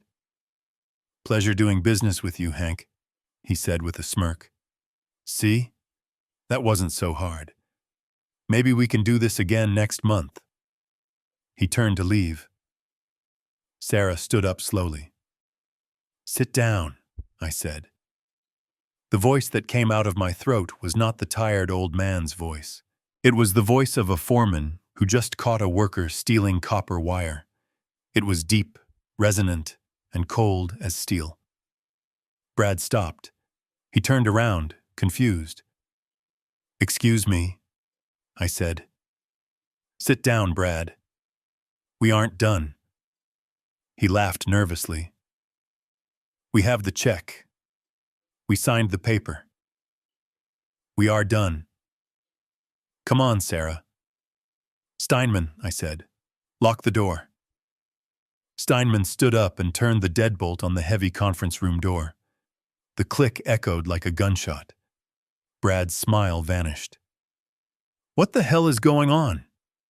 You can't keep us here. That's kidnapping. No, I said, standing up slowly. I buttoned my suit jacket. I walked around the table until I was standing 2 feet from him. "That check in your pocket?" I said. That is not a settlement. That is evidence." Brad frowned. "What are you talking about?" I pointed to the document lying on the table. The ink was still wet. "You just signed a document acknowledging that you accepted $50,000 in exchange for granting access to a minor," I said. "You didn't sign a child support agreement. You didn't sign a family court stipulation. You signed a commercial transaction." I took a step closer. "You just sold rights to a child, Brad. In the state of Michigan, demanding money in exchange for parental access, when not mandated by a court, is defined as extortion. And because you explicitly threatened to move him out of state if I didn't pay, that is attempted kidnapping and trafficking." Brad's face went pale. He reached into his pocket and pulled out the check. "You're crazy," he stammered. "It's a gift. It's a trap," I said. "And you walked right into it with your muddy boots." Brad looked at the check, then at the document. He realized what he had done. He tried to rip the check. "Go ahead," I said. "Rip it. Steinman has already scanned the agreement to the cloud." "And the check?" "I already stopped payment on it 5 minutes before I walked into this room. That piece of paper is worthless as currency. But as evidence, it is worth 20 years in state prison." Brad lunged for the document on the table. He wanted to destroy the signature. I moved faster. I slammed my hand down on the paper, pinning it to the mahogany. I was 67, but I had spent my life swinging sledgehammers. My grip was iron. "Don't," I warned him. "Assaulting a senior citizen in a lawyer's office? You want to add that to the list?" Brad froze. He looked at me, and for the first time he saw the real Hank Mitchell. He didn't see a victim. He saw the executioner. He backed away, his hands shaking. "You set me up. This is entrapment. It is justice," I said. I turned to Sarah. She was standing by the chair, her hands covering her mouth. She was staring at Brad with wide, horrified eyes. She had finally seen it. She saw him not as her savior, not as her boyfriend, but as a man who had just sold her son for a check he couldn't even cash. "Sarah," I said, "you signed it too, but I know you were coerced. I didn't know," she whispered. "Hank, I swear." "I know," I said, "and that is why I am giving you a choice. Right now." I pointed to the hard drive on the table. "In that drive, I have video evidence of Brad hitting you. I have video of him threatening Leo. And now, I have a signed confession of extortion." I looked back at Brad. He was sweating profusely now, looking at the locked door like a trapped animal. "We are going to open that door," I said. "And there are 2 police officers waiting in the lobby. Steinman called them when you walked in." Brad's knees buckled. He grabbed the back of a chair to steady himself. "Sarah," I said, "you can walk out of here with me, and we go get Leo. Or you can stand next to him. If you stand next to him, you go down with him. You lose Leo forever." Sarah looked at Brad. She looked at the fake Rolex on his wrist. She looked at the cruelty in his eyes that was now replaced by cowardice. She took a step away from him. Then another. She walked around the table and stood behind me. "You bitch!" Brad screamed. "After everything I did for you, everything you did to her," I corrected. I picked up the hard drive. I picked up the signed extortion paper. "Steinman, open the door." Steinman unlocked the door and swung it open. 2 uniformed officers stood there, their radios crackling. "Gentlemen," I said, pointing at Brad, "that is Bradley Sullivan. I believe you have a warrant for his arrest regarding outstanding assault charges in Ohio, and I have some fresh evidence here for the district attorney that regarding child endangerment and extortion." Brad didn't fight. He didn't run. He slumped into the chair, defeated. The arrogance had drained out of him, leaving only a small, pathetic man in a noisy leather jacket. As the officers moved in to cuff him, I turned to Sarah. She was crying silently. "Let's go," I said. "We have a boy to save." I didn't look back at Brad as they read him his rights. I walked out of the office, Sarah trailing behind me like a ghost. I had spent $50,000 of invisible money to buy back my family's future. It was the best deal I had ever made. The courtroom smelled of floor wax and stale anxiety. It was a smell I knew well from my days as a union rep, but today it turned my stomach. I sat at the defendant's table next to Steinman.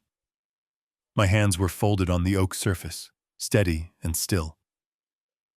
Across the aisle, Brad sat next to a public defender. He had shaved.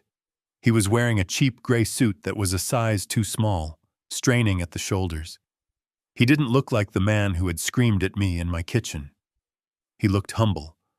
He looked like a grieving man trying to hold his family together. Sarah sat behind him on a wooden bench. She looked like a ghost. Her eyes were red-rimmed, staring at the floor. She wasn't looking at me. She wasn't looking at Brad. She was just existing, floating in a sea of confusion and fear. "All rise!" the bailiff shouted. The Honorable Judge Evelyn Vance walked in. She was a woman in her 60s with eyes that looked like they could cut glass. She didn't smile.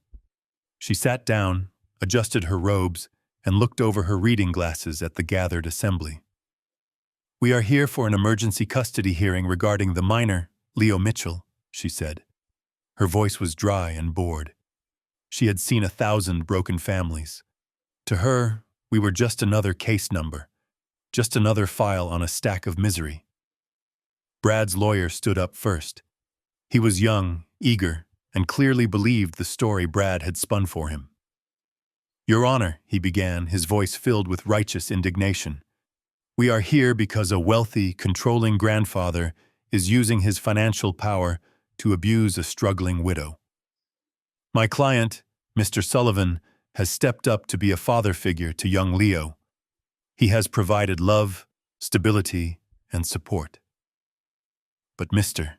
Mitchell here, driven by grief and perhaps senility, has waged a campaign of terror against them. He cut off their food money. He threatened to foreclose on their home. He stalked them. He broke into their house.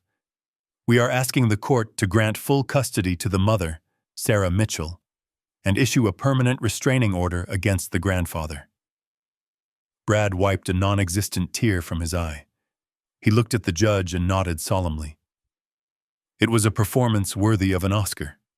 He was playing the role of the protector, the saint who was being persecuted by the evil old man. I felt the rage rising in my chest, hot and acidic. I wanted to stand up and shout. I wanted to tell the judge about the Rolex, about the beer cans, about the fear in Leo's eyes. But Steinman placed a hand on my arm. "Wait," he whispered. "Let them dig the hole." Judge Vance looked at me. "Mr. Mitchell, these are serious accusations. You cut off financial support to a 7-year-old boy?" I stood up. "Yes, Your Honor, I did." The judge frowned. "Why?" "Because, Your Honor, I realized I wasn't funding a child. I was funding a crime." Brad's lawyer jumped up. "Objection! Conjecture!" "Sustained," the judge said. "Mr. Steinman, call your first witness." "We don't have witnesses, Your Honor," Steinman said, standing up slowly. "We have arithmetic." Steinman walked to the bench. He didn't look at Brad. He looked only at the judge. "Your Honor, the plaintiff claims that Mr. Sullivan is a provider, a stabilizer. We would like to submit Exhibit A."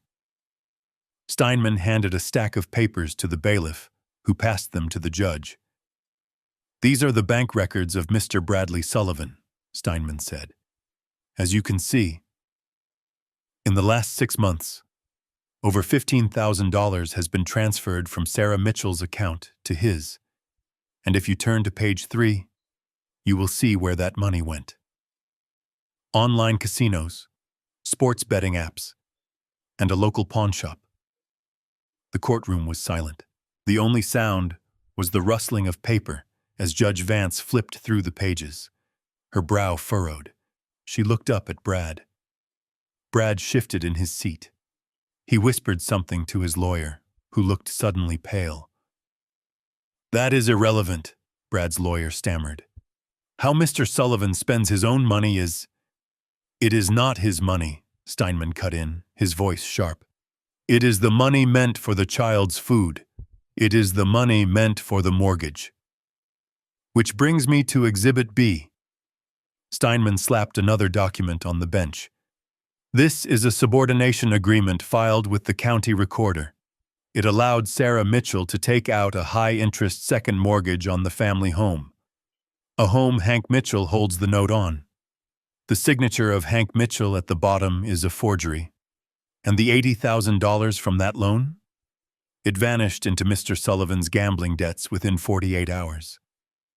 The judge stopped reading. She took off her glasses. She looked at Brad. This time, there was no boredom in her eyes. There was suspicion. "Mr. Sullivan," she asked, her voice like a whip, "did you coerce Mrs. Mitchell into signing these loans?" Brad stood up. "No, Your Honor. It's a lie. The old man is lying. I was trying to invest. I was trying to build a future for us." "Sit down," the judge barked. Brad sat, but he was sweating now. The confident facade was cracking. He glared at me, his eyes full of venom. Steinman walked back to the table. He looked at me and nodded. It was time. "Your Honor," Steinman said softly, "financial abuse is one thing. But we are not here about money. We are here about the safety of a child. The plaintiff claims he is a loving father figure.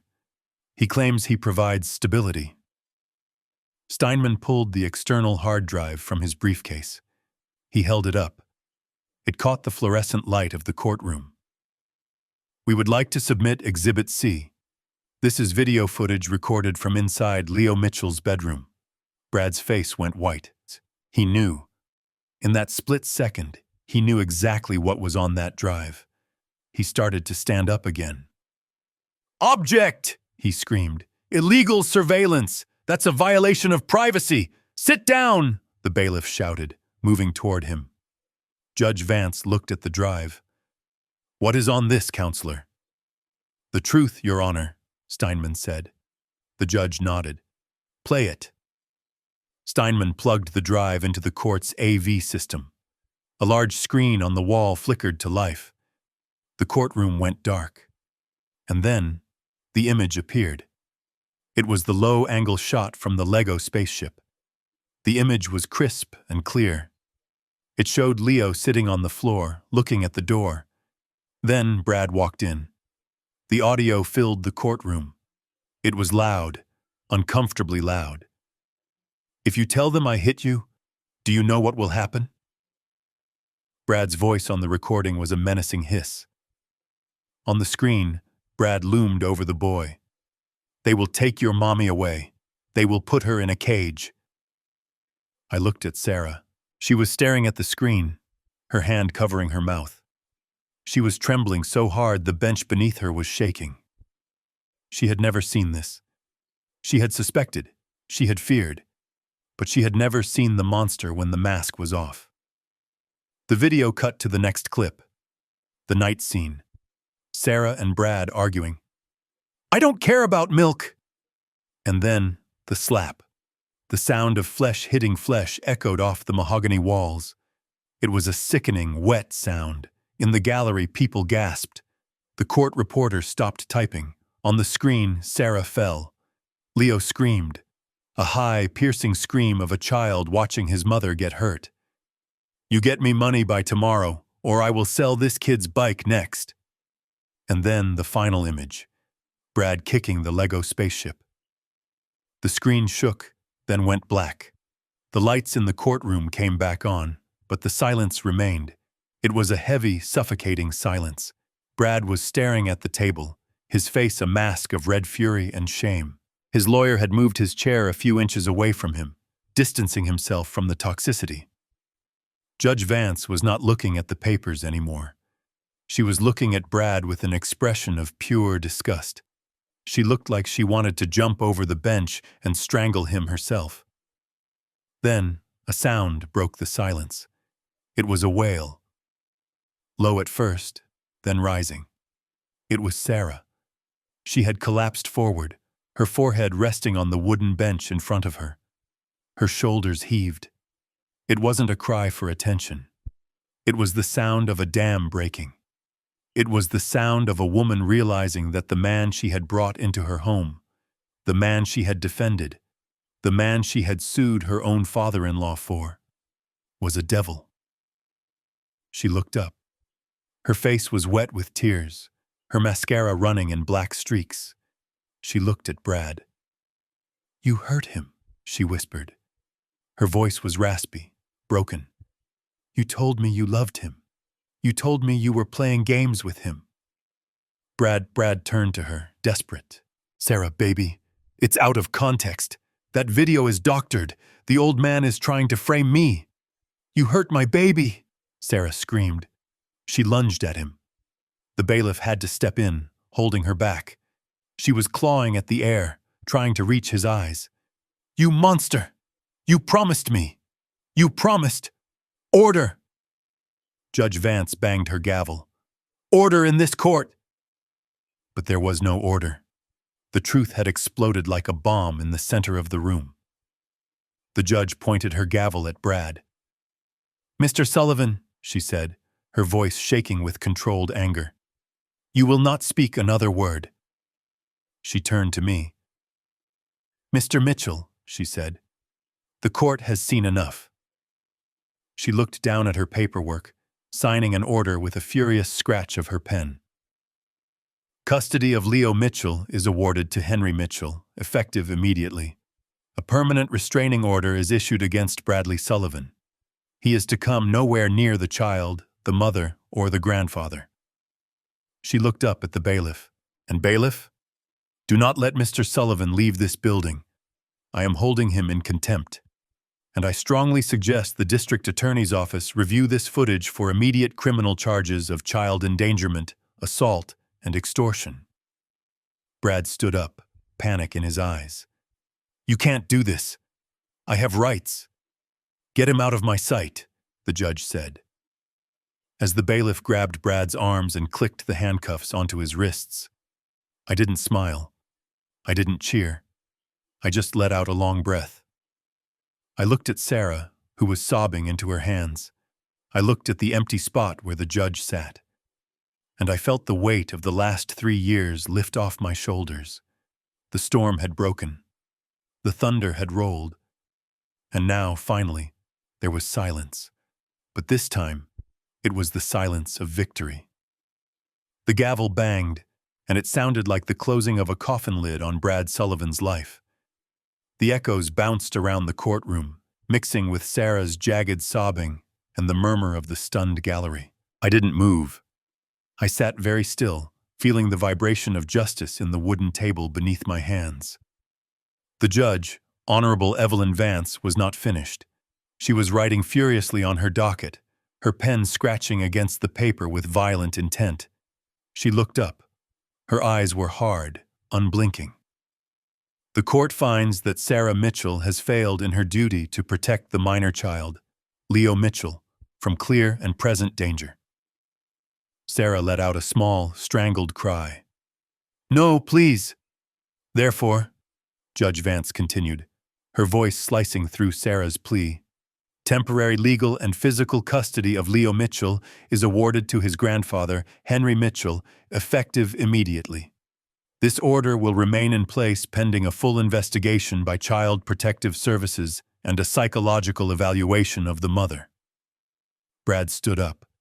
His face was a mask of disbelief that was rapidly crumbling into rage. He looked at the judge, then at me. The handcuffs on his wrists clicked as he clenched his fists. "You can't do this," he shouted. "This is a setup. That video is fake. The old man doctored it." "Mr. Sullivan," the judge barked, One more outburst and I will add another 6 months to your sentence for contempt. I don't care about your sentence, Brad roared. He was losing it. The facade of the caring stepfather had completely dissolved, revealing the violent thug underneath. He lunged toward the table where I sat. I didn't flinch. I watched him come. I saw the veins bulging in his neck. I saw the spittle flying from his lips. 2 bailiffs were on him instantly. They grabbed him by the arms, dragging him back. He struggled, kicking at the air, his shoes scuffing loudly on the polished floor. I am going to kill you, old man, Brad screamed, his voice raw and ugly. You hear me? I will burn your house down. I will burn everything you love. The courtroom gasped. The threat was so visceral, so public. The judge stood up, her face pale with fury. That is a threat on the record, Mr. Sullivan. Bailiffs, remove him, now! As they dragged him past my table, he was still fighting, still screaming. He looked at me with eyes that promised murder. I stood up slowly. I buttoned my jacket. I walked 2 steps toward the aisle so I was right next to him as the officers struggled to push him toward the side door.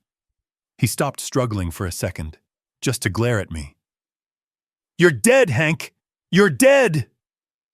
I leaned in close enough to smell the fierce sweat that was breaking out under his cheap cologne. I looked him dead in the eye. You won't burn anything, Brad, I whispered. My voice was low, for his ears only. Why? He hissed.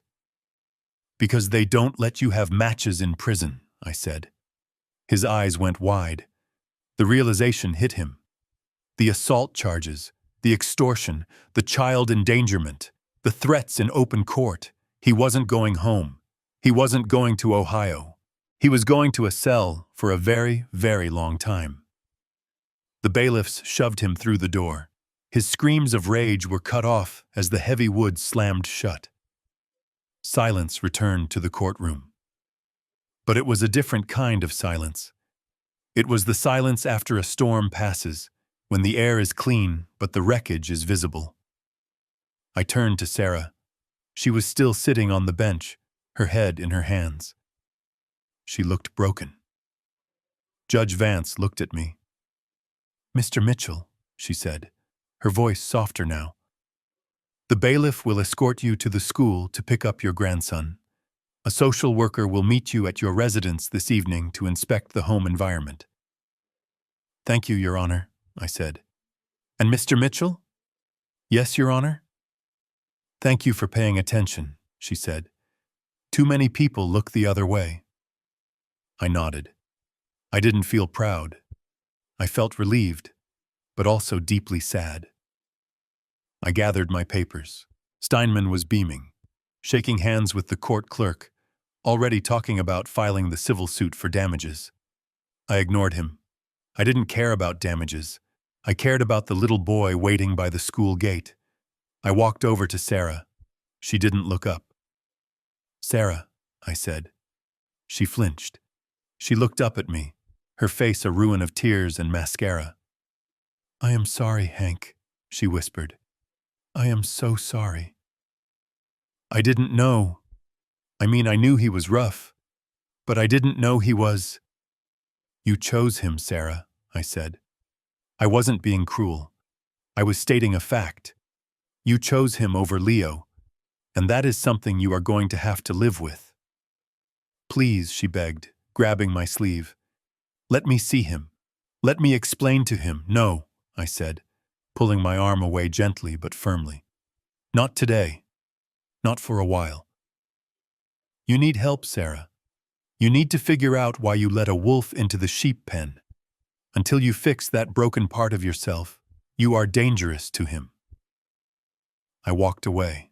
I walked down the center aisle of the courtroom. The strangers in the gallery, the ones who had probably read the Facebook posts, the ones who had judged me, watched me go. Some of them nodded respectfully. Others looked away in shame. I didn't care about their approval any more than I cared about their scorn. I walked out into the bright afternoon sunlight. The air tasted sweet. It tasted like freedom. I got into my truck.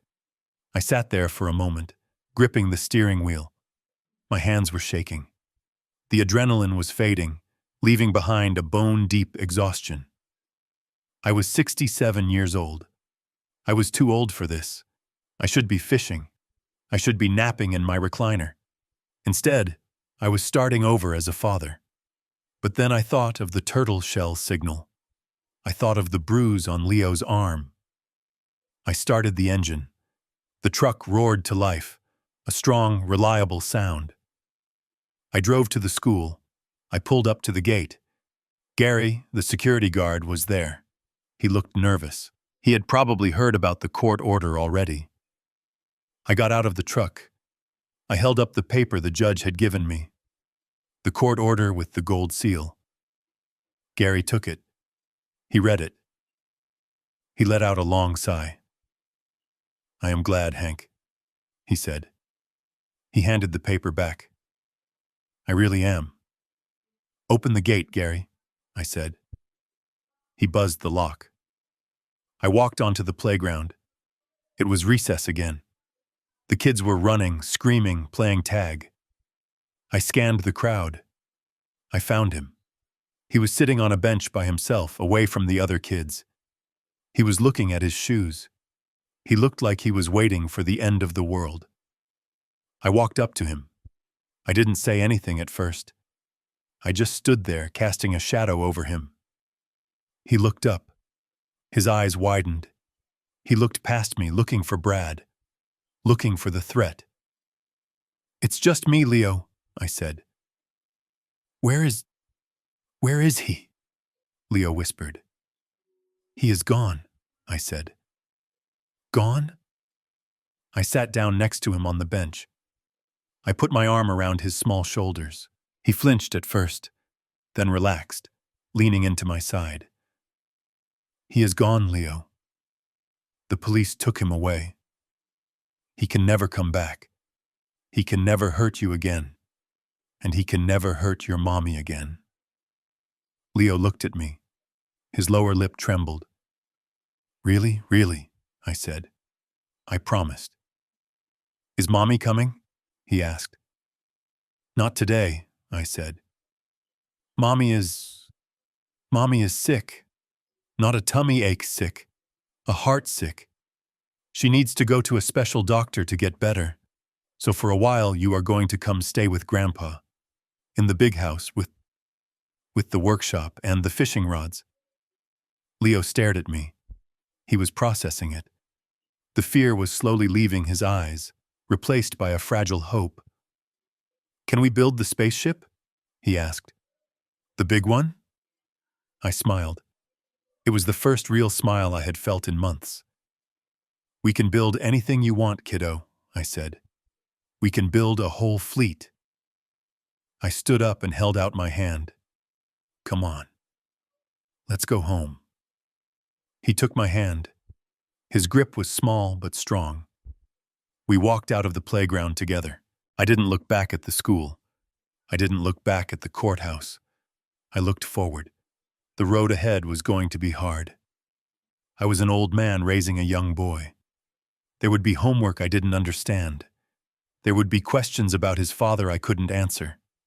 There would be nights when he cried for his mother. But we would figure it out. We would rebuild. Just like I taught him with the Legos. You take the broken pieces and you snap them back together, one by one, until you have something new, something stronger. As we got to the truck, Leo looked up at me. "Grandpa? Yeah? Did you use the turtle shell?" I looked down at him. I squeezed his hand. "Yeah, Leo. I used the turtle shell, and then I used the tire iron." He didn't understand the joke, but he smiled anyway. I lifted him into the truck.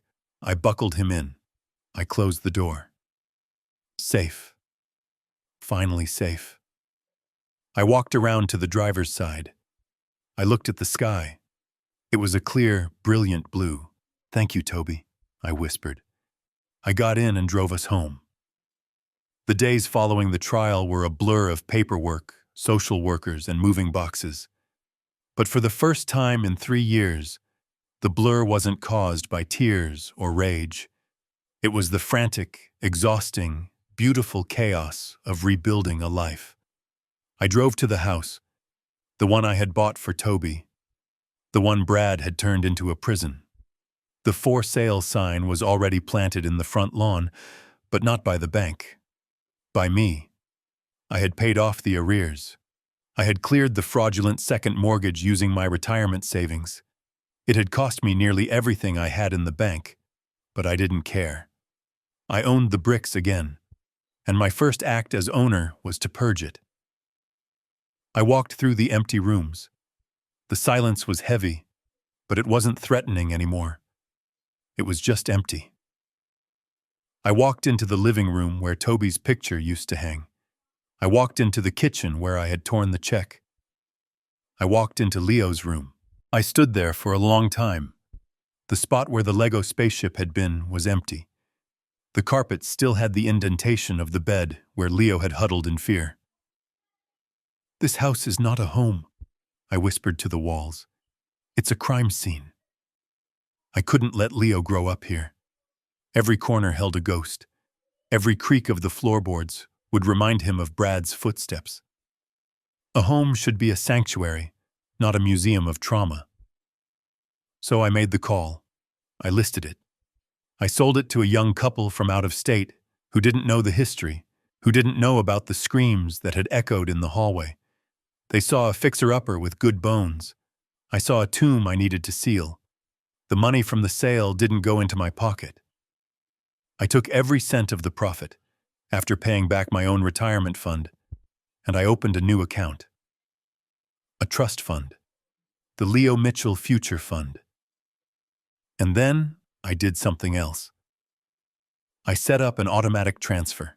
$900 every month. It was the same amount I used to send Sarah.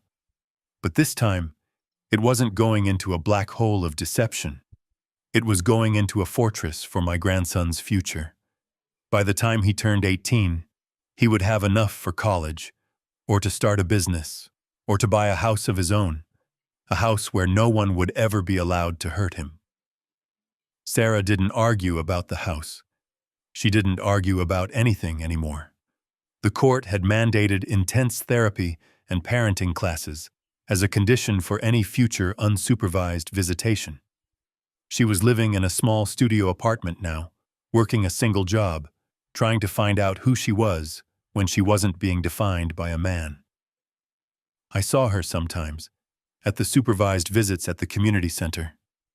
She looked tired, but clearer. The heavy makeup was gone. The frantic desperation was gone. She would sit with Leo and play board games, and sometimes I would catch her looking at me with a mixture of fear and gratitude. She knew I had destroyed her life, but she also knew I had saved her son. It was a complicated piece, but it was peace. Leo adjusted to life in my house faster than I expected. Kids are resilient, they say. I don't know if that's true, or if they just learn to hide things better than adults. But day by day, the shadows under his eyes faded. He put on weight. He started laughing again, a real belly-shaking laugh that sounded just like Toby's. One evening I found him in my workshop. He was holding a piece of scrap wood and a sanding block. "What you doing, sport?" I asked. "Making a boat," he said, not looking up. "Like the Sarah Jane." I felt a lump in my throat. I sat down next to him. "You need to sand with the grain, Leo," I said gently. "Like this." I took his small hand in mine and guided the block, back and forth, smooth and steady. "Grandpa?" he asked after a while. "Yeah? Why did Brad want to hurt us?" The question hung in the air, smelling of sawdust and old oil. I could have lied. I could have told him Brad was just a bad man, a monster. But I had promised myself no more lies. "Because he was broken, Leo," I said. "Some people are like houses built on sand. They look okay from the outside, but inside they are crumbling. And when they start to fall, they grab onto anything they can to stay up, even if it hurts the people they grab. Leo stopped sanding. He looked at the wood. "Am I broken?" he asked in a small voice. I turned him around so he was facing me. I looked into those eyes that were so much like his father's. "No," I said fiercely. "You are not broken. You have a few dents. We all do. I have dents. Your dad had dents. But you are made of strong stuff, Leo. You are made of oak and steel. You might get scratched, but you won't break." He nodded, satisfied. He went back to sanding. I watched him work. I thought about the $900 accumulating in the bank. I thought about the empty house I had sold. I thought about Brad sitting in a cell, probably blaming everyone but himself. Justice isn't a gavel banging. It isn't a police siren. Justice is this. It is the sound of sandpaper on wood. It is a boy feeling safe enough to turn his back to the door. It is the quiet, boring, beautiful routine of a life reclaimed. I stood up and brushed the sawdust off my pants. "Hey," I said. "You hungry?" "Yeah," Leo said.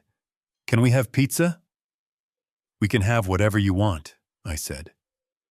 We walked into the kitchen. The house felt full. It wasn't the silence of loneliness anymore. It was the silence of peace. I looked at the calendar. It was the 1st of the month. I didn't have a check to write. I didn't have an envelope to lick. Instead, I opened my laptop. I logged into the bank. I saw the transfer go through, plus $900 to Leo Mitchell Trust. I smiled. It was the best money I never spent. I closed the laptop. "Pepperoni or cheese?" I called out. "Both!" Leo shouted from the other room. "Both it is," I said. I was 67 years old. I had lost a son. I had fought a war. I had torn down a family to save a child. I was tired. My back hurt. But as I listened to my grandson singing to himself in the next room, I knew one thing for sure. I was the richest man in the world. The snow started falling around noon on Christmas Eve. It wasn't the angry driving blizzard that usually hits Michigan in December. It was a soft, steady blanket of white that covered the scars of the driveway and turned the bare trees into sculptures of ice. Inside the house, the air smelled of pine needles and wood smoke. For the first time in 3 years, the house didn't feel too big. It felt full. I stood by the fireplace, adjusting the stockings. One for me. One for Leo. And a third one, smaller, hanging in the center. It was Toby's old stocking. We didn't fill it anymore, but we hung it every year. It was no longer a symbol of grief, but a salute to a fallen soldier. "Grandpa, look!" I turned around. Leo was standing on the step stool, reaching for the highest branch of the spruce tree we had cut down together at the farm last week. He was holding the silver star. He was stretching his little body, his tongue poking out in concentration. "Careful, sport," I said, taking a step forward, but letting him do it himself. He placed the star on the tip. It wobbled for a second, then settled. He jumped down, landing with a heavy thud on the hardwood floor. He was wearing new flannel pajamas and thick wool socks. He had grown 2 inches in the last year. His cheeks were pink, not from fever or crying, but from the heat of the fire and the excitement of the holiday. "We did it," he beamed. "It looks just like the picture." "It looks better," I said. I ruffled his hair. It looked better because he wasn't hiding in a dark room building spaceships to escape reality. He was standing in the light, building memories. The doorbell rang at exactly 4 o'clock. Leo froze. The smile dipped for a fraction of a second. The trauma of the doorbell, the memory of bill collectors or Brad's shouting, was fading, but it wasn't gone. It was a shadow that sometimes stretched across the floor. It is okay, I said, putting a hand on his shoulder. We are expecting her. Remember? Leo nodded. Mommy, he whispered.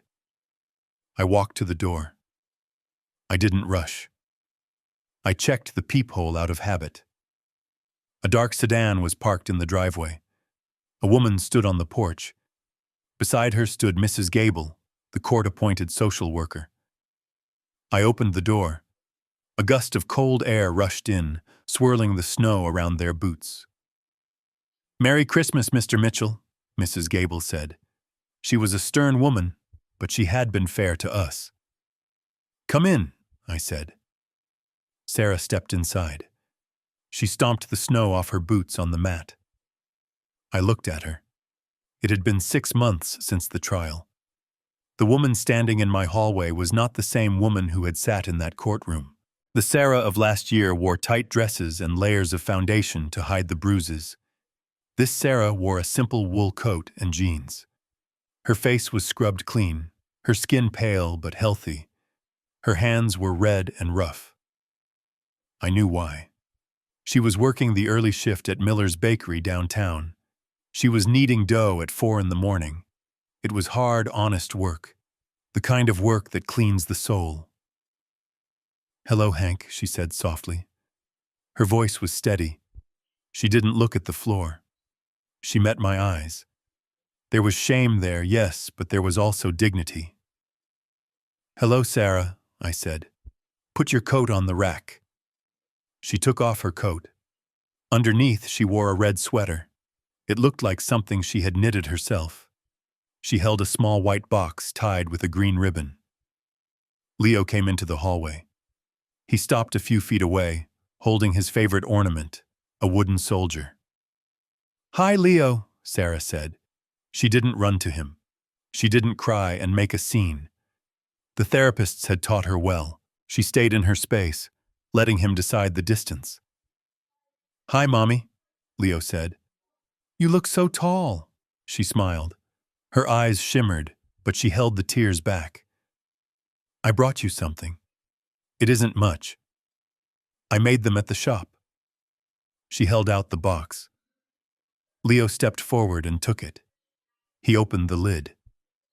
Inside were 6 gingerbread men, decorated with clumsy but colorful icing. I put extra gumdrops on the buttons, just how you like them, she said. Leo smiled. Thanks, Mommy. Do you want to see the tree? I would love to, she said. They walked into the living room. Mrs. Gable stood by the doorway, leaning against the wall, watching. I stood next to her. We were the sentinels. We were the guards, ensuring the peace was kept. I watched Sarah sit on the floor next to Leo. She didn't try to hug him until he leaned against her. They talked about school. They talked about the snow. She told him about the bakery, about how the flour got everywhere and made her look like a ghost. Leo laughed. It was a normal conversation, and that was the miracle. After the screaming, the police, the fear, and the betrayal, we had clawed our way back to normal. Brad Sullivan was currently serving the first year of a 12-year sentence in a state penitentiary. The charges had piled up: extortion, assault, fraud. He had tried to write to Sarah once. I intercepted the letter. I burned it in the fireplace without opening it. Some ghosts don't deserve to be heard. After an hour, Mrs. Gable checked her watch. It is time, Sarah. Sarah nodded. She didn't argue. She knew the rules. She stood up. She hugged Leo tight, burying her face in his neck for just a moment longer than necessary. Be good for Grandpa, she said. I will, Leo said. Merry Christmas, Mommy. Merry Christmas, baby. She walked back to the hallway. She put on her coat. She turned to me. Mrs. Gable stepped out onto the porch to give us a second of privacy. Hank, Sarah said. I waited. I wanted to thank you, she said. I looked at her. For what? For taking your son? For selling your house? No, she said. For stopping me. If you hadn't cut off the money, if you hadn't called the police, I don't know where we would be. Brad would have killed me. Or he would have hurt Leo worse. She buttoned her coat, her fingers trembling slightly. I hated you for a long time, she admitted. I thought you were cruel. I thought you were a miser. But you weren't punishing me. You were waking me up. It took losing everything to realize I had nothing to begin with. You have a job now, I said. You have your sobriety. You have a chance. That isn't nothing. No, she smiled, a sad, small smile. It isn't nothing. It is a start. She reached into her pocket and pulled out a small envelope. I know it isn't much, she said, but I want you to have this. It's the first installment. I want to pay you back, for the legal fees, for the second mortgage. I know it will take me the rest of my life, but I am going to pay back every cent you spent cleaning up my mess. I took the envelope. I could feel the thinness of it. Maybe $50, maybe $100. It didn't matter. It was the first money Sarah had ever given me. It was the first money she had earned with her own sweat that wasn't going to a man who despised her. Keep it, I said. Hank, please. Put it in a savings account, I said. For him. I nodded toward the living room where Leo was eating a gingerbread man. I don't need your money, Sarah. I need you to be strong. That is how you pay me back. Be the mother he deserves. That is the only currency I accept. Sarah looked at me. A single tear escaped and rolled down her cheek. She wiped it away quickly. I will, she whispered. I promise. She opened the door and stepped out into the night. The snow was falling harder now. I watched her walk to the car. She walked straighter than she used to. She didn't look back. I closed the door and locked the deadbolt. The solid thunk of the metal was the most comforting sound in the world. I walked back into the living room. Leo was lying on the rug, staring at the lights on the tree. Is she coming back? He asked. Not tonight, I said. But she will be back. She is getting better, Leo. Slowly. I sat down in my leather armchair. The fire crackled, popping and spitting sparks against the metal screen. I looked at the envelope in my hand. I placed it on the mantelpiece next to the picture of Toby. I looked out the window. The world was white and silent. It was a cold world out there. A world full of Brad Sullivans. A world full of addiction, greed, and people looking for an easy victim. I thought about the last year. I thought about the money I had spent. The retirement fund was gone. The easy years of fishing and sleeping late were gone. I was back to working part-time consulting on construction bids just to keep the trust fund growing. People told me I was a hero. They commented on the news articles. They praised the grandfather of the year. They didn't understand. I wasn't a hero. I was a mechanic. The machine was broken, and I fixed it. I looked at Leo. He was safe. He was warm. He was eating sugar and waiting for Santa Claus. He didn't know about the lawyers. He didn't know about the threats. He didn't know that his grandfather slept with a baseball bat under the bed for 3 months. And he didn't need to know. I took a sip of my coffee. It was black and bitter, just the way I liked it. Money can buy comfort, I thought. It can buy a big house. It can buy a fast car. It can buy a fake Rolex to impress strangers. But money is soft. It burns. It gets stolen. Strictness, discipline, the willingness to be the bad guy to save the people you love, that buys the future. That buys life. My son was dead. I couldn't bring him back. No amount of begging or bargaining would open that grave. But his blood was right there, lying on my rug, covered in cookie crumbs. That was the victory. That was the legacy. I wasn't raising a grandson. I was raising a man. I was raising someone who would know the value of a dollar, the value of a promise, and the difference between a wolf and a sheepdog. Leo yawned, stretching his arms over his head. "Grandpa?" he murmured, his eyes heavy. "Yeah, buddy. Can we build the castle tomorrow? The one with the drawbridge?" I smiled. "The drawbridge. The defense." "Yeah," I said. "We will build the castle, and we will build the walls thick." I stood up and scooped him into my arms. He was getting heavy, but I could still carry him. I would carry him until my legs gave out. I carried him up the stairs, past the pictures of his father, to his warm, safe room. I tucked him in. I checked the window. It was locked. I checked the baby monitor on the shelf, the old Lego spaceship. It was unplugged now. We didn't need cameras anymore. We had the truth. I turned off the light, leaving the door cracked open just enough to let the hallway light in. "Good night, Hank," I whispered to myself. I walked back downstairs to sit by the fire. The snow kept falling, burying the world in white. Let it snow. Let the cold come. Inside this house, the fire was lit. The wolf was in a cage, and the shepherd was awake.